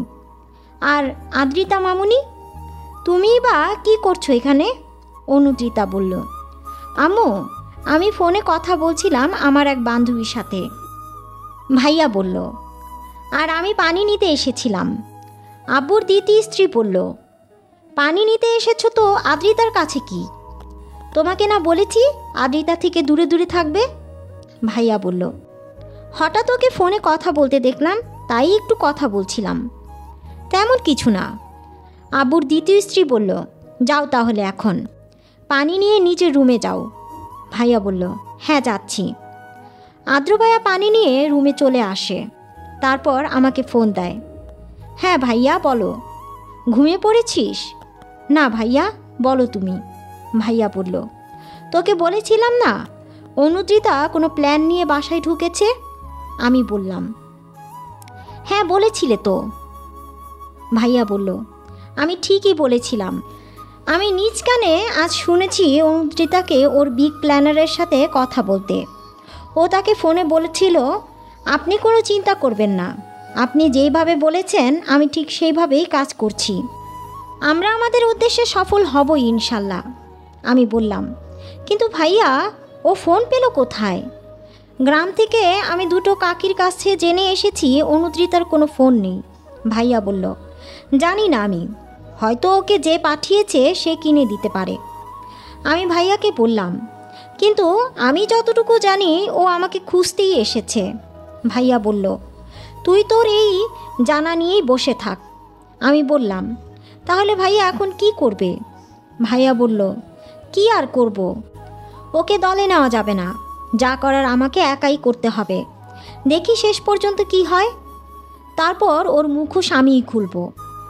আমার মাথা কোনো কাজ করছে না ভাইয়া, বুঝতে পারছি না কি হচ্ছে এসব। ভাইয়া বলল, আমিও কিছু বুঝতে পারছি না, তবে এইটুকু ঠিক বুঝতে পারছি ওর সাথে আরও একজন আছে যে কিনা ওকে সব শিখিয়ে দিচ্ছে। আমি বললাম, কিন্তু সে মানুষটা কে আর কি চায় তিনি? ভাইয়া বলল, আমি কি করে জানবো? এটা জানি যে ও বিগ প্ল্যানার, আর ওই তোর যমজ বোন নাগিন। আচ্ছা রাখছি তাহলে, ঘুমিয়ে পড়, চিন্তা করিস না, দেখি আমি কি করা যায়। আমি ভাইয়াকে বললাম, ভাইয়া তাহলে কি আমি চলে আসব? ভাইয়া বলল, না, তুই চলে এলে আবার কাহিনী অন্যদিকে মোড় নেবে, তুই ওখানেই থাক, আমি কি করতে পারি দেখছি। আচ্ছা ভাইয়া, সাবধানে থেকো। ভাইয়া বলল, রাখছি। সকালবেলা দাঁত ব্রাশ করতে করতে আদ্র ভাইয়া ছাদে যায়। তাকে যেতে দেখে অধরাও ছাদে যায়। গিয়েই হাসি দিয়ে বলে, হাই হ্যান্ডসাম, ঘুম কেমন হলো? এই তো ভালো আন্টি, আপনার? অধরা বলল, আমারও ভালো, কিন্তু তুমি আমাকে আন্টি বলছো কেন? তুমি আমাকে অধরা বলবে বললাম না? ভাইয়া বলল, আচ্ছা আন্টি। অধরা বলল, আবারও আন্টি? ভাইয়া বলল, আচ্ছা অধরাই বলবো। অধরা বলল, তুমি করেও বলবে। ভাইয়া বলল, তা না হয় বললাম। আচ্ছা তুমি এত বোকা কেন অধরা? অধরা বলল, কই আমি বোকা, আমি তো অনেক চালাক। ভাইয়া বলল, কই চালাক? আমার তো মনে হয় না। তোমার মা আর বড় আপু কত চালাক, আর তুমি কত বোকা। অধরা বলল, আমাকে তুমি বারবার বোকা কেন বলছো? ভাইয়া বলল, বোকা নয় তো কি, তোমার বড় আপু কি সুন্দর করে এত টাকা পয়সাওয়ালা একজনকে জুটিয়ে নিলেন, আর তুমি কি না এখানে বোনের বাসায় এসে বসে আছো? তুমিও তো একজন টাকা পয়সাওয়ালা জুটিয়ে নিতে পারতে। অধরা একটু সহজ সরল, ওর মা বোনের থেকে পুরোটাই আলাদা। যে কেউ একটু ভালো ব্যবহার করে ওর পেটের খবর জেনে নিতে পারবে, আর এটা আদ্র বুঝে গিয়েছিল অধরার ব্যবহারে। অধরা বলল, ধুর, আমি কি এমন বুড়ো বিয়ে করব নাকি? আমার এত টাকা পয়সা লাগবে না, আমার তুমি হলেই চলবে। আমি কি আপুর মতো বোকা নাকি বুড়ো বিয়ে করব টাকার লোভে? ভাইয়া বলল, তোমার আপু তাহলে টাকার লোভে ফুপাকে বিয়ে করেছে? অধরা বলল, তা নয় তো কি, আপু তো টাকার জন্যই তাকে বিয়ে করেছে, আর কয়েকদিন পর ছেড়েও দিবে। ভাইয়া বলল, মানে? অধরা বলল, তোমাকে বলবো, তুমি কাউকে বলবে না তো? আমি সবাইকে সব কথা বলি না, তোমাকে বলছি কারণ তোমাকে আমার ভালো লেগেছে, পছন্দ করি আমি তোমায়, হিহি। ভাইয়া বলল, না বলবো না, বলো তুমি। অধরা বলল, আসলে আপুর তো বয়ফ্রেন্ড আছে, ওই বয়ফ্রেন্ডকেই আপু বিয়ে করবে, কিছুদিন পর দুলাভাইকে ছেড়ে চলেও যাবে। ভাইয়া বলল, মানে ঠিক বুঝলাম না, বুঝিয়ে বলো তো। অধরা বলল, আরে বুঝুনি আপু তো। অধরা আর কিছু বলতে পারল না। এর মধ্যে আব্বুর দ্বিতীয় স্ত্রী এসে বলল, অধরা, তুই এই ছেলের সাথে এখানে কি করছিস? তোকে না বলেছি তুই, আমি আর মা ছাড়া কারোর সাথে এ বাড়িতে কথা বলবি না, আর কখনো কথা বললে ঠাস করে থাপ্পড় মেরে দিব, চল নিচে। অধরা বলল, আমাকে সবাই শুধু বকে। আদ্র ভাইয়া আমাকে কল দেয় আর বলে, আদ্রিতা, তোকে তো আরও কিছু কথা বলা হয়নি। গত রাতে আমি ফুপার দ্বিতীয় স্ত্রী আর তার মায়ের কথাও শুনে ফেলি। তারা আসলে টাকা পয়সা ধন সম্পত্তি আয়ত্ত করার জন্যই এসেছেন, আর এসব দখল করতে পারলেই তারা ফুপাকে আর তোকে বাড়ি থেকে বের করে দিবে। এগুলোই তাদের প্ল্যান। এগুলো আমি জানি ভাইয়া, বাসা থেকে চলে আসার দিনই তো তাদের অনেক কথা শুনে ফেলি আম্মু আর আমি। আম্মু বললেন না তোমায় সেদিন? কথা শুনেই তো বুঝেছি তিনি আব্বুকে লোভে পড়ে বিয়ে করেছেন, তাদের উদ্দেশ্য টাকা পয়সা ধন সম্পদ হাসিল করা। ভাইয়া বলল, আর আজ তার বোনের থেকে এও শুনলাম তার নাকি বয়ফ্রেন্ডও আছে, ফুপাকে ছেড়ে দিয়ে নাকি তার বয়ফ্রেন্ডকে বিয়ে করবে। আমি ভাইয়াকে বললাম, তার বোন তোমাকে বলেছে এসব? আমি বললাম, মেয়েটা সহজ সরল আমিও জানি, তাই তাকে সবসময় সাথে সাথে রাখে তার মা বোন, যাতে আমাদের সাথে কোনো কথা না বলতে পারে। ভাইয়া বলল, আমিও তার কথা শুনে প্রথম দিনই বুঝে গিয়েছিলাম, তাই আজ চালাকি করে কথাগুলো বের করি। কিন্তু আরও কিছু জানার আগেই তার বোন এসে পড়েন। ভাইয়া, বিশ্বাস করো, আমার আর এমন কিছু ভালো লাগছে না। আমাদের এক প্ল্যান, আব্বুর দ্বিতীয় স্ত্রীর এক প্ল্যান, আবার তুমি বলছো অনদ্রিতার প্ল্যান করেই বাসায় ঢুকেছে। এত প্ল্যানের ভিড়ে কাদের প্ল্যান সাকসেস হবে কে জানে। ভাইয়া বলল, শোন, চিন্তা করিস না, যাদের উদ্দেশ্য সৎ তাদের প্ল্যানই সফল হবে। তুই ফুপুর দিকে খেয়াল রাখিস। আচ্ছা, রাখবো। এভাবে আরও 2 দিন কেটে যায়, কিন্তু আদ্র ভাইয়া কোনো কিছুতেই আগাতে পারে না। ওইদিকে আব্বুর দ্বিতীয় স্ত্রী অধরা আর অনুদ্রিতাকেও ভাইয়ার ধারে কাছেও আসতে দেন না। আদ্র ভাইয়ার কোনো প্ল্যানই কাজ করছে না। আদ্র ভাইয়া ভাবেন কোনো না কোনো কিছু করতেই হবে। এভাবে আরও সময় চলে যাচ্ছে। আজ রাতের বেলা খাবার টেবিলে সবাই একসাথে খেতে বসেন। আর তখন আদ্র ভাইয়া বলে, আদ্রিতা, ফুপুর এই গরুর মাংসের তরকারিটা কত মজা হয় বল। খেলে শুধু খেতেই মন চায়। আসলে সবার হাতে সব রান্না মজা হয় না। ঘরের লক্ষ্মীটাকে খুব মিস করছি রে। হঠাৎ আব্বু শাশুড়ি রেগে গিয়ে বলে ফেলেন, আমার মেয়ে হচ্ছে ঘরের লক্ষ্মী, বুঝলে? দেখছো কত ভালো ভালো রান্না করেছে, কত মজা হয়েছে, পেট ভরে খাচ্ছি। আর আদ্রিতার মায়ের হাতের যে রান্না মুখেও দেওয়া যেত না। ছিল তো অলক্ষ্মী, এত বছরও ঘর আলো করে একটা সন্তান দিতে পারিনি। সেও গেছে বাড়ি থেকে, অশান্তিও দূর হয়েছে। ও যতদিন ছিল দমই নিতে পারছিলাম না, আপদ বিদেয় হয়েছে। ঘরের লক্ষ্মীর প্রশংসা করতে শেখো। আব্বু তার শাশুড়িকে বলল, আমার তো মনে হচ্ছে অলক্ষ্মী আপনি আম্মা। তাই তো এ বাড়িতে এতদিন যাবৎ পড়ে আছেন। মেয়ের বাড়িতে কেউ এতদিন পড়ে থাকে, তাও একা না, আরেক মেয়ে সহ। আপনিও চলে যান, সাথে আপনার 2 মেয়েকে নিয়ে যান। ঘরে আরও শান্তি চলে আসবে। মুডটাই নষ্ট করে দিল যত সব। আব্বু তার দ্বিতীয় স্ত্রীর মাকে কথাগুলো শুনিয়ে উঠে চলে যান। আব্বুর দ্বিতীয় স্ত্রী আব্বুর পেছনে পেছনে গিয়ে বলেন, তুমি মার কথায় কিছু মনে করো না, বয়স হয়েছে তো, তাই কী থেকে কী বলে ফেলেছে। আব্বু বলল, শোনো, থাকলে ওনাদের ভালো মতো থাকতে বলো, নয়তো ওনাদের চলে যেতে বলো। কোন দিন আমি অপমান করে ফেলবো তার ঠিক নেই। আব্বুর স্ত্রী বলল, তুমি একটু শান্ত হয়ে বসো, আমি দেখছি। তারপর আব্বুকে রুমে রেখে আব্বুর দ্বিতীয় স্ত্রী তার মায়ের রুমে যান। গিয়ে বলেন, মা, তুমি কিন্তু খুব বাড়াবাড়ি করছো। সেদিনও তোমাকে কত করে বুঝিয়ে গেলাম, কথাবার্তা সাবধানে বলো, একটু চুপ থাকো। কিন্তু না, তোমার মুখ চলবেই। আব্বুর শাশুড়ি বললেন, তাই বলে আমি চুপ থাকবো? তোর রান্নার বদনাম করছিল, শুনিসনি? রান্না যদি খেতেই না পারে চলে যাক, পরে আছে কেন এখানে? আব্বুর দ্বিতীয় স্ত্রী বলল, উফ, এমনভাবে কথা বলছো মনে হচ্ছে বাড়িটার মালিক তুমি। আব্বুর শাশুড়ি বলল, না হলাম মালিক, হতে কতক্ষণ? আব্বুর দ্বিতীয় স্ত্রী বলল, তুমি যা শুরু করেছ, এমন চলতে থাকলে এ বাড়ির মালিক আরও হতে হবে না, খালি হাতে বাড়ি ফিরতে হবে। মা শোনো, একটু মুখটাকে বন্ধ রাখো। আমি এত কষ্টে সব গুছিয়ে আনছি, আর তুমি কি না সব শেষ করে দিচ্ছ? কে বলেছিল তোমাকে আদ্রিতার আব্বুর সামনে এসব বলতে? তুমি জানো না আদ্রিতার আব্বুর আগের মাথায় ওরকম ডিসিশন নিয়েছেন? বাড়ি থেকে বের করে দিয়েছে আদ্রিতার মাকে। আসলে সে আজও আদ্রিতার মাকে ভালোবাসে। শুধু একটা সন্তানের আশা আর আমাদের কারসাজিতে তার মাথাটা এলোমেলো হয়ে গেছে। দেখো মা, এত কষ্ট করে কত কারসাজি করে তাকে বিয়ে করেছি, প্রেগনেন্সির নাটক করলাম, বাচ্চা নষ্ট হবার নাটক করলাম, যেখানে কিনা বাচ্চাই ছিল না পেটে। মিথ্যা অপবাদ দিয়ে আদ্রিতার মাকে বাড়ি ছাড়া করলাম। এখন আদ্রিতার সম্পত্তি ভাগটুকু দখল করতে ওর সাথে খাতির দিচ্ছি, তাল মিলাচ্ছি, মিথ্যে মায়া মমতা দেখাচ্ছি, এত কষ্ট করতেছি। শেষে এসে তুমি সব কিছুতে পানি ঢেলে দিও না প্লিজ, কাজ হয়ে যেতে দাও। তখন বাপ মেয়েকে ঘাড় ধাক্কা দিয়ে বাড়ি ছাড়া করে দিব, আর তখন শুরু হবে আমাদের রাজত্ব।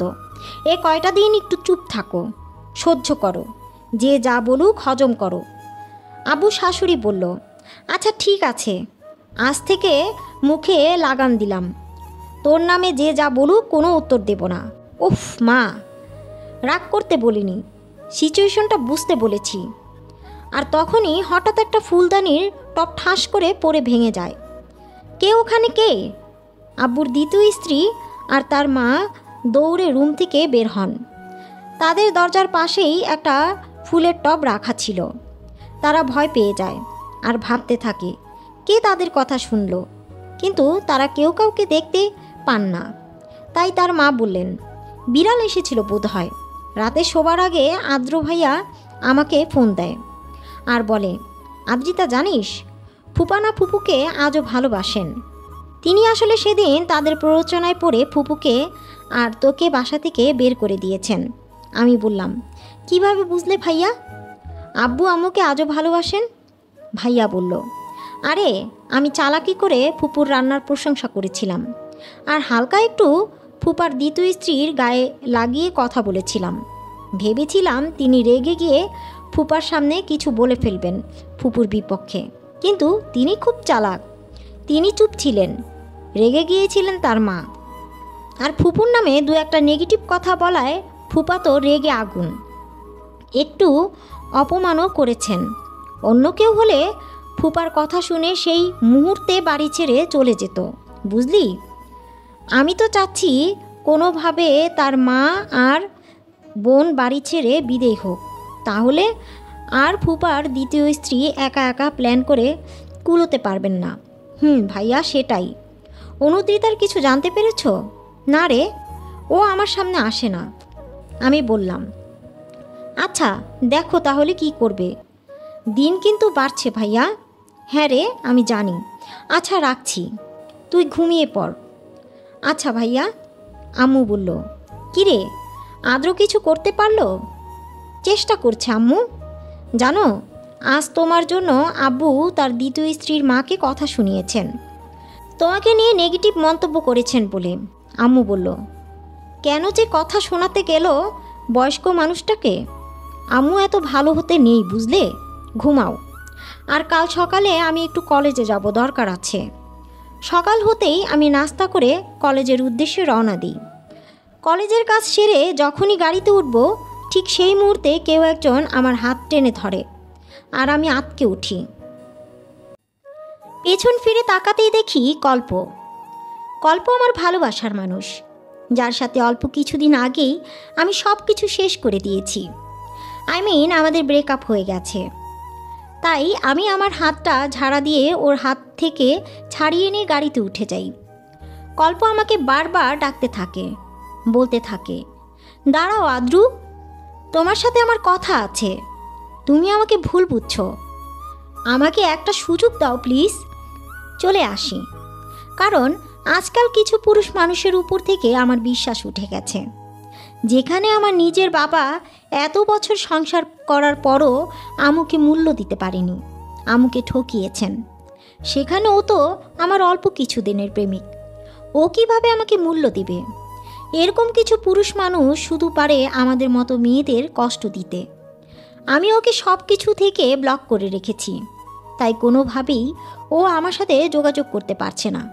কিন্তু ওর ভালোবাসা সত্যি হলে ঠিকই ও সব কিছু ঠিক করার জন্য আমাদের বাসায় যেত, কিন্তু ও যায়নি। এখানেই বোঝা যায় ও আসলেই একটা বেঈমান। ও আমাকে ঠকিয়েছে। ওকে যেদিন আমি প্রথম দেখেছিলাম, ও একটা জিন্সের ব্লু রঙের শার্ট পরা ছিল, যার বোতাম ছিল খোলা। তার ভিতরে ছিল সাদা একটা টি শার্ট, কানে ইয়ারফোন। সেদিন ওকে প্রথম দেখায় আমার ভালো লেগে যায়। এই প্রথম কারোর জন্য আমার অদ্ভুত এক অনুভূতির সৃষ্টি হয়। আমি জানতাম না ও নিজেও যে আমাকে মনে মনে ভালোবাসে, পছন্দ করে। ওর চোখ দুটো ছিল আমাকে খুন করার জন্য ওর বিশাল অস্ত্র। ওর চোখে আমি খুন হতাম বারংবার। আমাদের সামনাসামনি কোনো কথা হতো না, দূর থেকেই শুধু চোখাচোখি হতো। আমি মুচকি একটু হাসতাম ওকে দেখে, ও হাসতো, এইটুকুই। হঠাৎ একদিন কলেজ থেকে ফেরার পথে প্রচুর বৃষ্টি শুরু হয়। আমি প্রায় ভিজেই গিয়েছিলাম। সেদিন কল্প একটা ছাতা নিয়ে দৌড়ে এসে আমার মাথার উপর ধরে আর বলে, এই মেয়ে, ঠান্ডা লেগে যাবে তো। আমি সেদিন ওকে বলেছিলাম, আপনি বৃষ্টি ভালোবাসেন না বুঝি? সেদিন ও উত্তর দিয়েছিল, অনেক ভালোবাসি, কিন্তু তোমার থেকে বেশি না। আমি বলেছিলাম, তাহলে ভিজুন আমার সাথে। সেদিন ছাতাটা হাত থেকে ফেলে দিয়ে বৃষ্টিতে ভিজতে ভিজতে রাস্তার মধ্যে হাঁটু গেড়ে বসে হাত বাড়িয়ে কল্প আমায় বলে, এই মেয়ে, সারা জীবন ভিজবে আমার সাথে বৃষ্টিতে? আমি ওর হাতটা ধরে বৃষ্টিতে ভিজতে ভিজতে উত্তর দিয়েছিলাম, মৃত্যুর আগ পর্যন্ত। সেদিন থেকেই শুরু হয় আমাদের ভালোবাসার অধ্যায়, কিন্তু আস্থা শুধুই স্মৃতি। যাই হোক, আমি আর কিছু ভাবতে চাচ্ছি না। চোখ বন্ধ করা মাত্র চোখের সামনে স্মৃতিগুলো ভেসে উঠছিল, তাই আমি চোখ খুললাম। মামার বাসার কাছাকাছি পৌঁছে গেছি। কেন জানি বারবার কল্পর কথা, কাটানো মুহূর্তগুলোর কথা মনে পড়ছে। আসলে আমি কঠোর হতে চাইলেও পারছি না কঠোর হতে। চোখ ভিজে আসছে। বাসায় পৌঁছলাম। মামি আমাকে ফ্রেশ হয়ে খেতে আসতে বললেন। আম্মু আমাকে দেখেই বললেন, কি রে, কি হয়েছে? মুখটা এমন মলিন হয়ে আছে কেন? এমনি আম্মু, গাড়িতে আসছি তো, আর জানোই তো জার্নিতে আমার প্রবলেম হয়। আম্মু বলল, যা ফ্রেশ হয়ে আয়। আমি ফ্রেশ হয়ে আম্মুর কাছে আসলাম। আম্মু খাটে বসে আছেন। আমি আম্মুর কোলে গিয়ে মাথা রাখলাম। রেখে আম্মুকে বললাম, আম্মু, নিজের চোখে দেখা কোনো কিছু কি কখনো মিথ্যে হয়? হয়। আমি আম্মুকে বললাম, যেমন? আম্মু বলল, এই ধর, তুই চোখে যা দেখলি তার পিছনে অন্য কোনো কারণও লুকিয়ে থাকতে পারে। আমি বললাম, আচ্ছা আম্মু, কেউ ঠকালে তাকে কি ক্ষমা করে দ্বিতীয়বার সুযোগ দেওয়া উচিত? আম্মু বলল, সেটা তার উপর নির্ভর করে যে সে আসলেই শুধরাবার কিনা, সেটা বুঝে। আচ্ছা, কি হয়েছে তোর? এসব কেন বলছিস? কিছু না আম্মু, এমনি। আম্মু বলল, তুই কি কোনো কিছু নিয়ে আপসেট? আমি জবাবে বললাম, না আম্মু, ঠিক আছি। আচ্ছা চল, তাহলে খাবি? খাবো। ওইদিকে হঠাৎ আদ্র ভাইয়ার কল আমার ফোনে। আদ্রিতা, তুই তাড়াতাড়ি ফুপুকে নিয়ে বাসায় চলে আয়। কেন? কেন ভাইয়া, কি হয়েছে? চলে আয়, সব বুঝতে পারবি। আমি আর আম্মু ভয় পেয়ে যাই আর ভাবতে থাকি, কি হলো বাসায়? ভাইয়া এভাবে আমাদের যেতে বলছে কেন? আমি আর আম্মু দ্রুত আমাদের বাড়ির উদ্দেশ্যে রওনা দিই। বাসায় গিয়ে যা দেখি তা দেখে আমার চোখ কপালে উঠে যায়। আমি দেখি আব্বুর দ্বিতীয় স্ত্রী, তার বোন আর তার মা চেয়ারে বাঁধা অবস্থায় বসে আছে। আমি যেতেই আমাকে দেখে তারা অবাক হয়ে যায়। ভূত দেখার মতো আমার দিকে তাকিয়ে থাকেন আর বলেন, তুমি কে? আদ্র, এসব কি? আম্মু বলল, ওদেরকে এভাবে কে বেঁধে রেখেছে?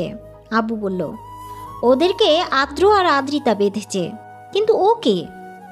দুজন একই চেহারার। কেউ? আম্মু বলল, ও আদ্রিতা। আর আমরা যাবার পর যে এতদিন এই বাসায় ছিল সে অনুদ্রিতা, আদ্রিতার যমজ বোন। ওদের মা মারা গিয়েছে বলে ও আদ্রিতাকে খুঁজতে এখানে এসেছে। কিন্তু কেন যে আদ্রিতা সেজে বসে আছে আমি জানি না। আচ্ছা যাই হোক, ওদের ওরা বেঁধে রেখেছে কেন? আব্বু বলল, কারণ ওরা প্ল্যান করে আমাকে ইঞ্জেকশন দিয়ে বাড়ির জায়গা সম্পত্তি দলিল আমার সাইন নেওয়ার চেষ্টা করছিল। আদ্র আর অনুদ্রিতা সময় মতো দেখে ফেলে এবং ওদের বেঁধে ফেলে। আম্মু বলল, কিন্তু তোমার স্ত্রী না তোমাকে ভালোবাসে, তাই ওকে বিয়ে করেছো? ও তোমাকে সন্তান দিবে, সেই জন্য আমাকে বাসা থেকে তাড়িয়ে দিয়েছ। তাহলে এখন কেন শুয়ে এসব করছে? আব্বু বলল, কেন করছে আমি জানি না। অনুদ্রিতা বলল, আমি জানি, আমি বলবো। অনুদ্রিতা ওর ফোনটা বের করে একটা ভয়েস ক্লিপ প্লে করে, যেখানে আব্বুর দ্বিতীয় স্ত্রী তার মাকে গত রাতে যা কিছু বলে সব রেকর্ড করা হয়েছে। রাতে কোনো বিড়াল গিয়ে ফুলের টব ভেঙে ফেলেনি, বরং অনুদ্রিতা যখন তাদের কথা লুকিয়ে লুকিয়ে শুনছিল আর রেকর্ড করছিল, তখনই হঠাৎ ওর ধাক্কায় ফুলের টবটা পড়ে ভেঙে যায়। ভয়েস ক্লিপে স্পষ্ট শোনা যাচ্ছিল তাদের কথোপকথন, যেখানে বলা হচ্ছিল, মা শোনো, একটু মুখটাকে বন্ধ রাখো, আমি এত কষ্টে সব গুছিয়ে আনছি, আর তুমি কিনা সব শেষ করে দিচ্ছ। কে বলেছিল তোমাকে আদ্রিতার আব্বুর সামনে এসব বলতে? তুমি জানো না আদ্রিতার আব্বু রাগের মাথায় ওরকম ডিসিশন নিয়েছেন। বাড়ি থেকে বের করে দিয়েছে আদ্রিতার মাকে। আসলে সে আজও আদ্রিতার মাকেই ভালোবাসে, শুধু একটা সন্তানের আশা। আর আমাদের কারসাজিতে তার মাথাটা এলোমেলো হয়ে গেছে। দেখো মা, এত কষ্ট করে এত কারসাজি করে তাকে বিয়ে করেছি। প্রেগনেন্সির নাটক করলাম, বাচ্চা নষ্ট হবার নাটক করলাম, যেখানে কিনা বাচ্চাই ছিল না পেটে। মিথ্যা অপবাদ দিয়ে আদ্রিতার মাকে বাড়ি ছাড়া করলাম। এখন আদ্রিতার সম্পত্তির ভাগটুকু দখল করতে ওর সাথে খাতির দিচ্ছি, তাল মেলাচ্ছি, মিথ্যে মায়া মমতা দেখাচ্ছি, এত কষ্ট করছি। শেষে এসে তুমি সব কিছুতেই পানি ঢেলে দিও না প্লিজ, কাজ হয়ে যেতে দাও। তখন বাপ মেয়েকে ঘাড় ধাক্কা দিয়ে বাড়ি ছাড়া করে দিব, আর তখন শুধু হবে আমাদের রাজত্ব। এ কয়টা দিন একটু চুপ থাকো, সহ্য করো, যে যা বলুক হজম করো। ভয়েস ক্লিপ শুনে আব্বুর মাথায় আকাশ ভেঙে পড়ে। আব্বু নিজের রাগ কন্ট্রোল করতে না পেরে তার দ্বিতীয় স্ত্রীর গালে ঠাস করে একটা চর বসিয়ে দেন আর বলেন, এত বড় বেঈমান তুই! আমার সাথে এরকম বিশ্বাসঘাতকতা করলি? আর আমি একটা সন্তানের আশায় কিনা কি করে ফেলেছি, তোকে আমি আজই ডিভোর্স দিব। আব্বুর দ্বিতীয় স্ত্রী বলল, আমারও আপনার সংসার করার কোনো ইচ্ছে নেই। সব দখল করতে পারলে আমি ডিভোর্স দিয়ে দিতাম, আমার প্রেমিক আছে। আব্বু তার গালে আরেকটা থাপ্পড় দিয়ে বলেন, নির্লজ্জ কোথাকার, তোদের আমি পুলিশে দিব।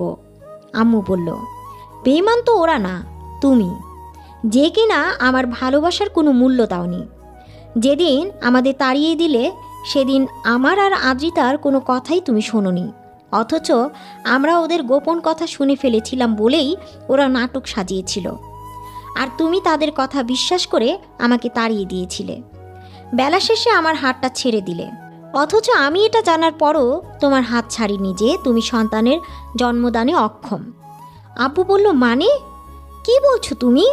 আম্মু বলল, হ্যাঁ, তোমার মনে আছে তুমি টেস্টগুলো করেই অফিসের কাজে বাইরে চলে গিয়েছিলে। ডাক্তার রিপোর্ট দেখে স্পষ্ট আমাকে জানিয়ে দিয়েছিলেন আমার কোনো সমস্যা নেই, তুমি কোনোদিন বাবা হতে পারবে না। কিন্তু আমি তোমাকে সেদিন কিছুই জানাইনি, কারণ আমি চাইনি তুমি সারা জীবন আমার সামনে মাথা নিচু করে থাকো। তাই সব নিজের উপর নিয়ে নিয়েছিলাম, আর সেই তুমি কি না এত বছর পর আমাকে এইভাবে আঘাত দিলে, আমার উপর সন্তান না হবার অপবাদ ছুড়ে দিলে।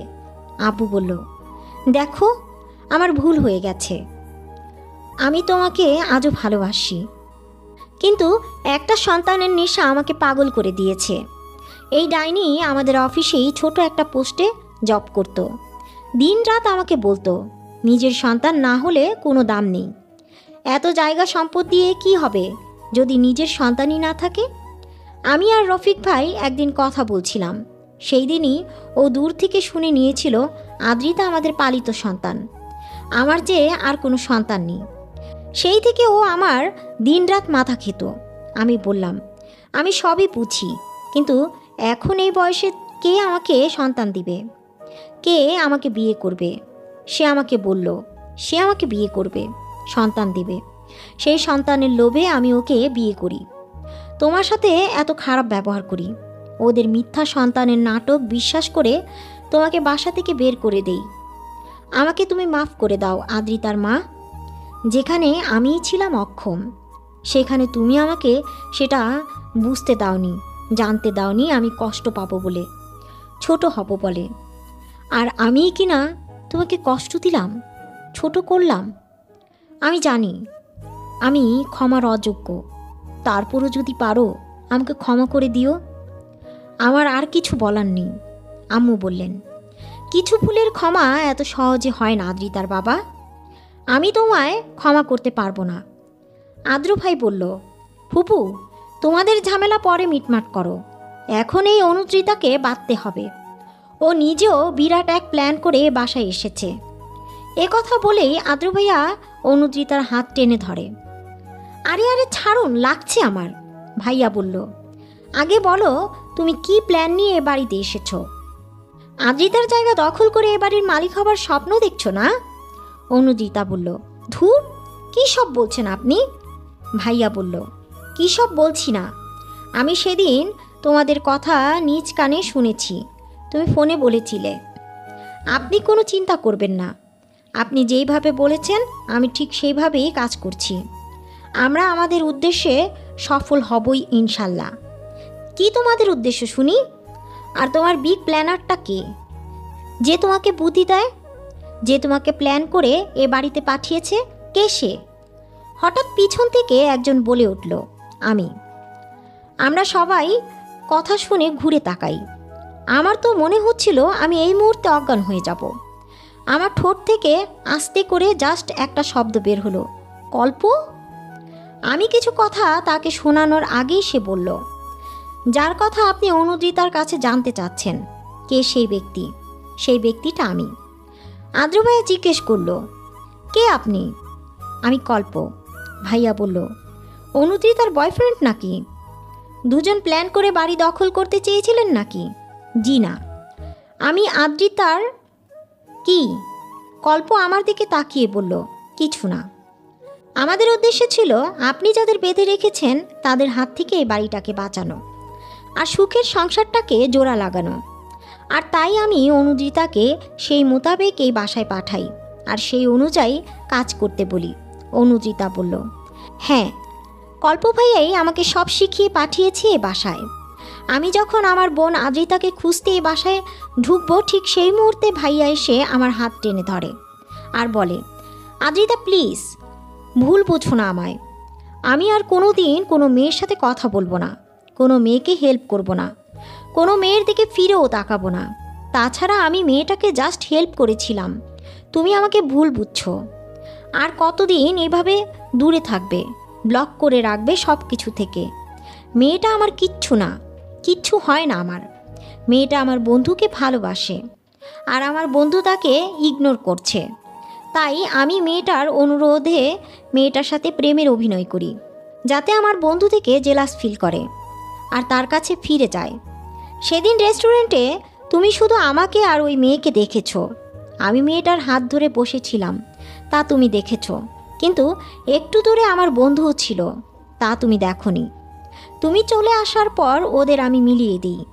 কিছু সময় চোখে যা দেখা যায় তা সত্যি হয় না, এর আড়ালেও কিছু লুকানো থাকে। তোমাকে ফোনে মেসেজ সব করার চেষ্টা করি, তুমি আমাকে সব কিছু থেকে ব্লক করে রেখেছো।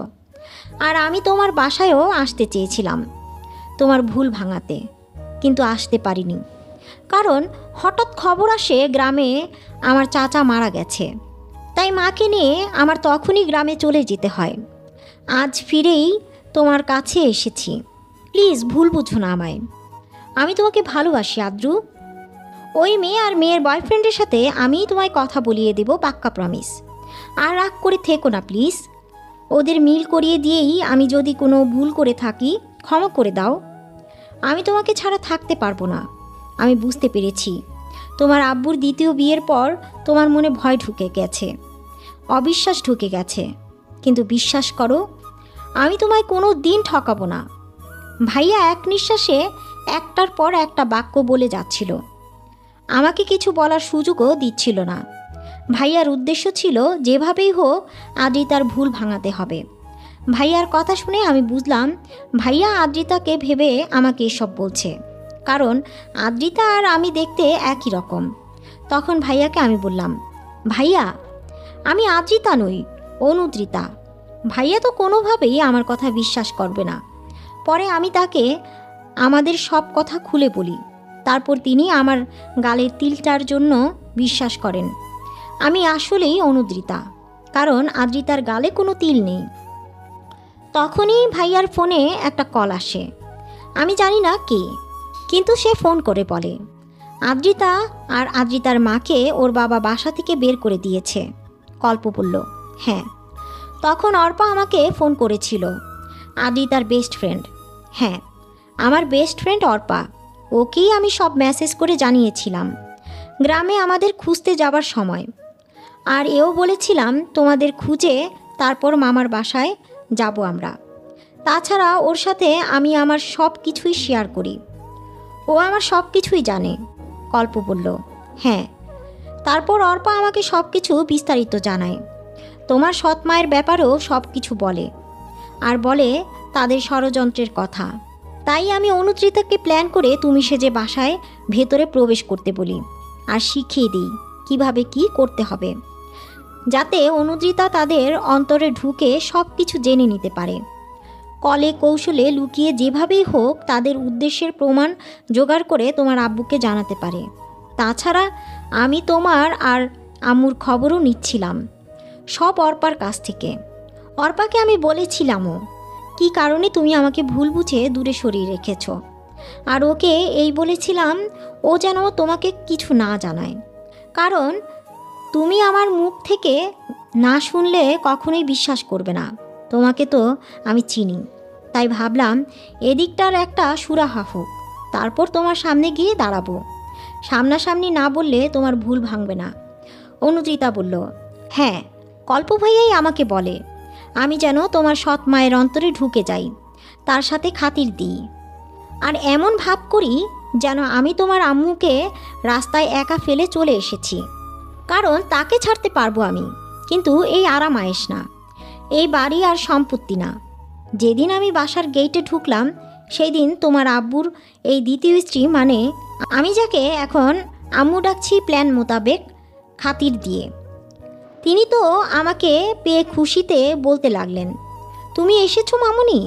আমি বললাম, হ্যাঁ, আমি চলে এসেছি, আজ থেকে আমি তোমার মেয়ে। উনি তো আমার আপন মানা, যে উনি চলে যাবেন বলে আমিও এই বাড়ি সয় সম্পত্তি ছেড়ে চলে যাব। আপন মা হলেও একটা কথা ছিল, আমি এত আরামায়েশি জীবন ছেড়ে যেতে পারবো না। আব্বুর দ্বিতীয় স্ত্রী বলল, হ্যাঁ মামুনি, কে বলেছে তোমাকে এত আরামায়েশ ছেড়ে যেতে, তোমার বাড়ি ছেড়ে যেতে? তোমার আব্বু বললেন না তোমার যাওয়ার দরকার নেই, এই বাড়ির অর্ধেক তোমার নামে তোমার আব্বু লিখে দিয়েছেন, তুমি আমার মেয়ে হয়ে থেকে যাও মামুনি। হ্যাঁ আম্মু, আমি তোমার বুকেই ফিরে এসেছি। এই বলে আমি তাকে জড়িয়ে ধরি। তিনিও ভাবেন আমি আদ্রিতা, আর আমি সব ভুলে তার কাছে চলে এসেছি। কিন্তু তিনি বুঝতে পারেননি তাদের পর্দা ফাঁস করার জন্যই যে আমি এ বাড়িতে ঢুকেছি। ও হ্যাঁ, আমার কোনো ফোন ছিল না। কল্প ভাইয়া আমাকে একটা ফোনও দেন যাতে আমরা যোগাযোগ করতে পারি। আর এই যে এই আদ্র, ওনার সাথে এই মহিলা আমাকে কথা বলতেই না করে দিয়েছেন, তাই আমিও তাকে এড়িয়ে চলছি, কারণ আমি চাইনি ওনার মনে কোনো সন্দেহ ঢুকুক আমাকে নিয়ে। আর প্রথম দিন যেদিন আদ্র এই বাসায় আসে সেই দিন আমি ইচ্ছে করেই তাকে বাসা থেকে বের করে দিই, গেট আটকে দিই, কারণ আমি আমার এই আম্মু ওরফে এই মহিলাকে বুঝাই যে ও বাড়ির কোনো লোকই আমি সহ্য করতে পারি না, আমার সাথে তার কিংবা তার ফুপুর আর কোনো সম্পর্ক নেই, যাতে করে ওনার মনের ভিতর বিশ্বাসের জায়গা গড়ে নিতে পারি আমি সহজেই। এই তো আমার আর কল্প ভাইয়ার এই উদ্দেশ্যই ছিল। কল্প বলল, ওনাদের ষড়যন্ত্র তোমার আব্বুর সামনে প্রকাশ করা আর তোমাদের বাসায় ফিরিয়ে আনা। অনুচিতা বলল, অবশেষে আমরা সাকসেস, তাই না কল্প ভাইয়া? হ্যাঁ আলহামদুলিল্লাহ। তখনই পুলিশ এসে পড়েন। আব্বু ফোন করে তাদের জানিয়েছেন তাকে ইঞ্জেকশন দিয়ে তার সাইন নিতে চেয়েছেন এরা। পুলিশ আবার আব্বুর বন্ধু, তাই তিনি শোনা মাত্রই দ্রুত চলে আসেন এবং এদের নিয়ে যান। আদ্র ভাইয়াকে আমি বলি, এবার তো আমার বোনের হাতটা ছাড়ো। ভাইয়া হাত ছাড়ে। অনুদিতা দৌড়ে এসে আমাকে জড়িয়ে ধরে। আমাদের দুজনেরই চোখ ভিজে যায়। আম্মু আব্বু দুজন আমাদের জড়িয়ে ধরেন। আব্বু বলেন, আজ থেকে আমার একটা মেয়ে নয়, দুটো মেয়ে। অনুদ্রিতা আরও জোরে কান্না করতে থাকে। আম্মুর চোখের জল মুছিয়ে দেন।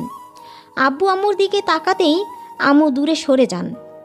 আব্বু আম্মুকে মানানোর চেষ্টা করতে থাকেন, ক্ষমা চাইতে থাকেন। সে তার ভুলের জন্য অনুতপ্ত। আদ্র ভাইয়া অনুদ্রিতার কাছে ক্ষমা চায় আর বলে, এই নাগিন, আমি সরি, আমার ভুল হয়ে গেছে, আমি তোমাকে ভুল বুঝেছিলাম, ক্ষমা করে দাও আমায়। আমিও সরি, আপনার সাথে অনেক খারাপ ব্যবহার করেছি সেই জন্য।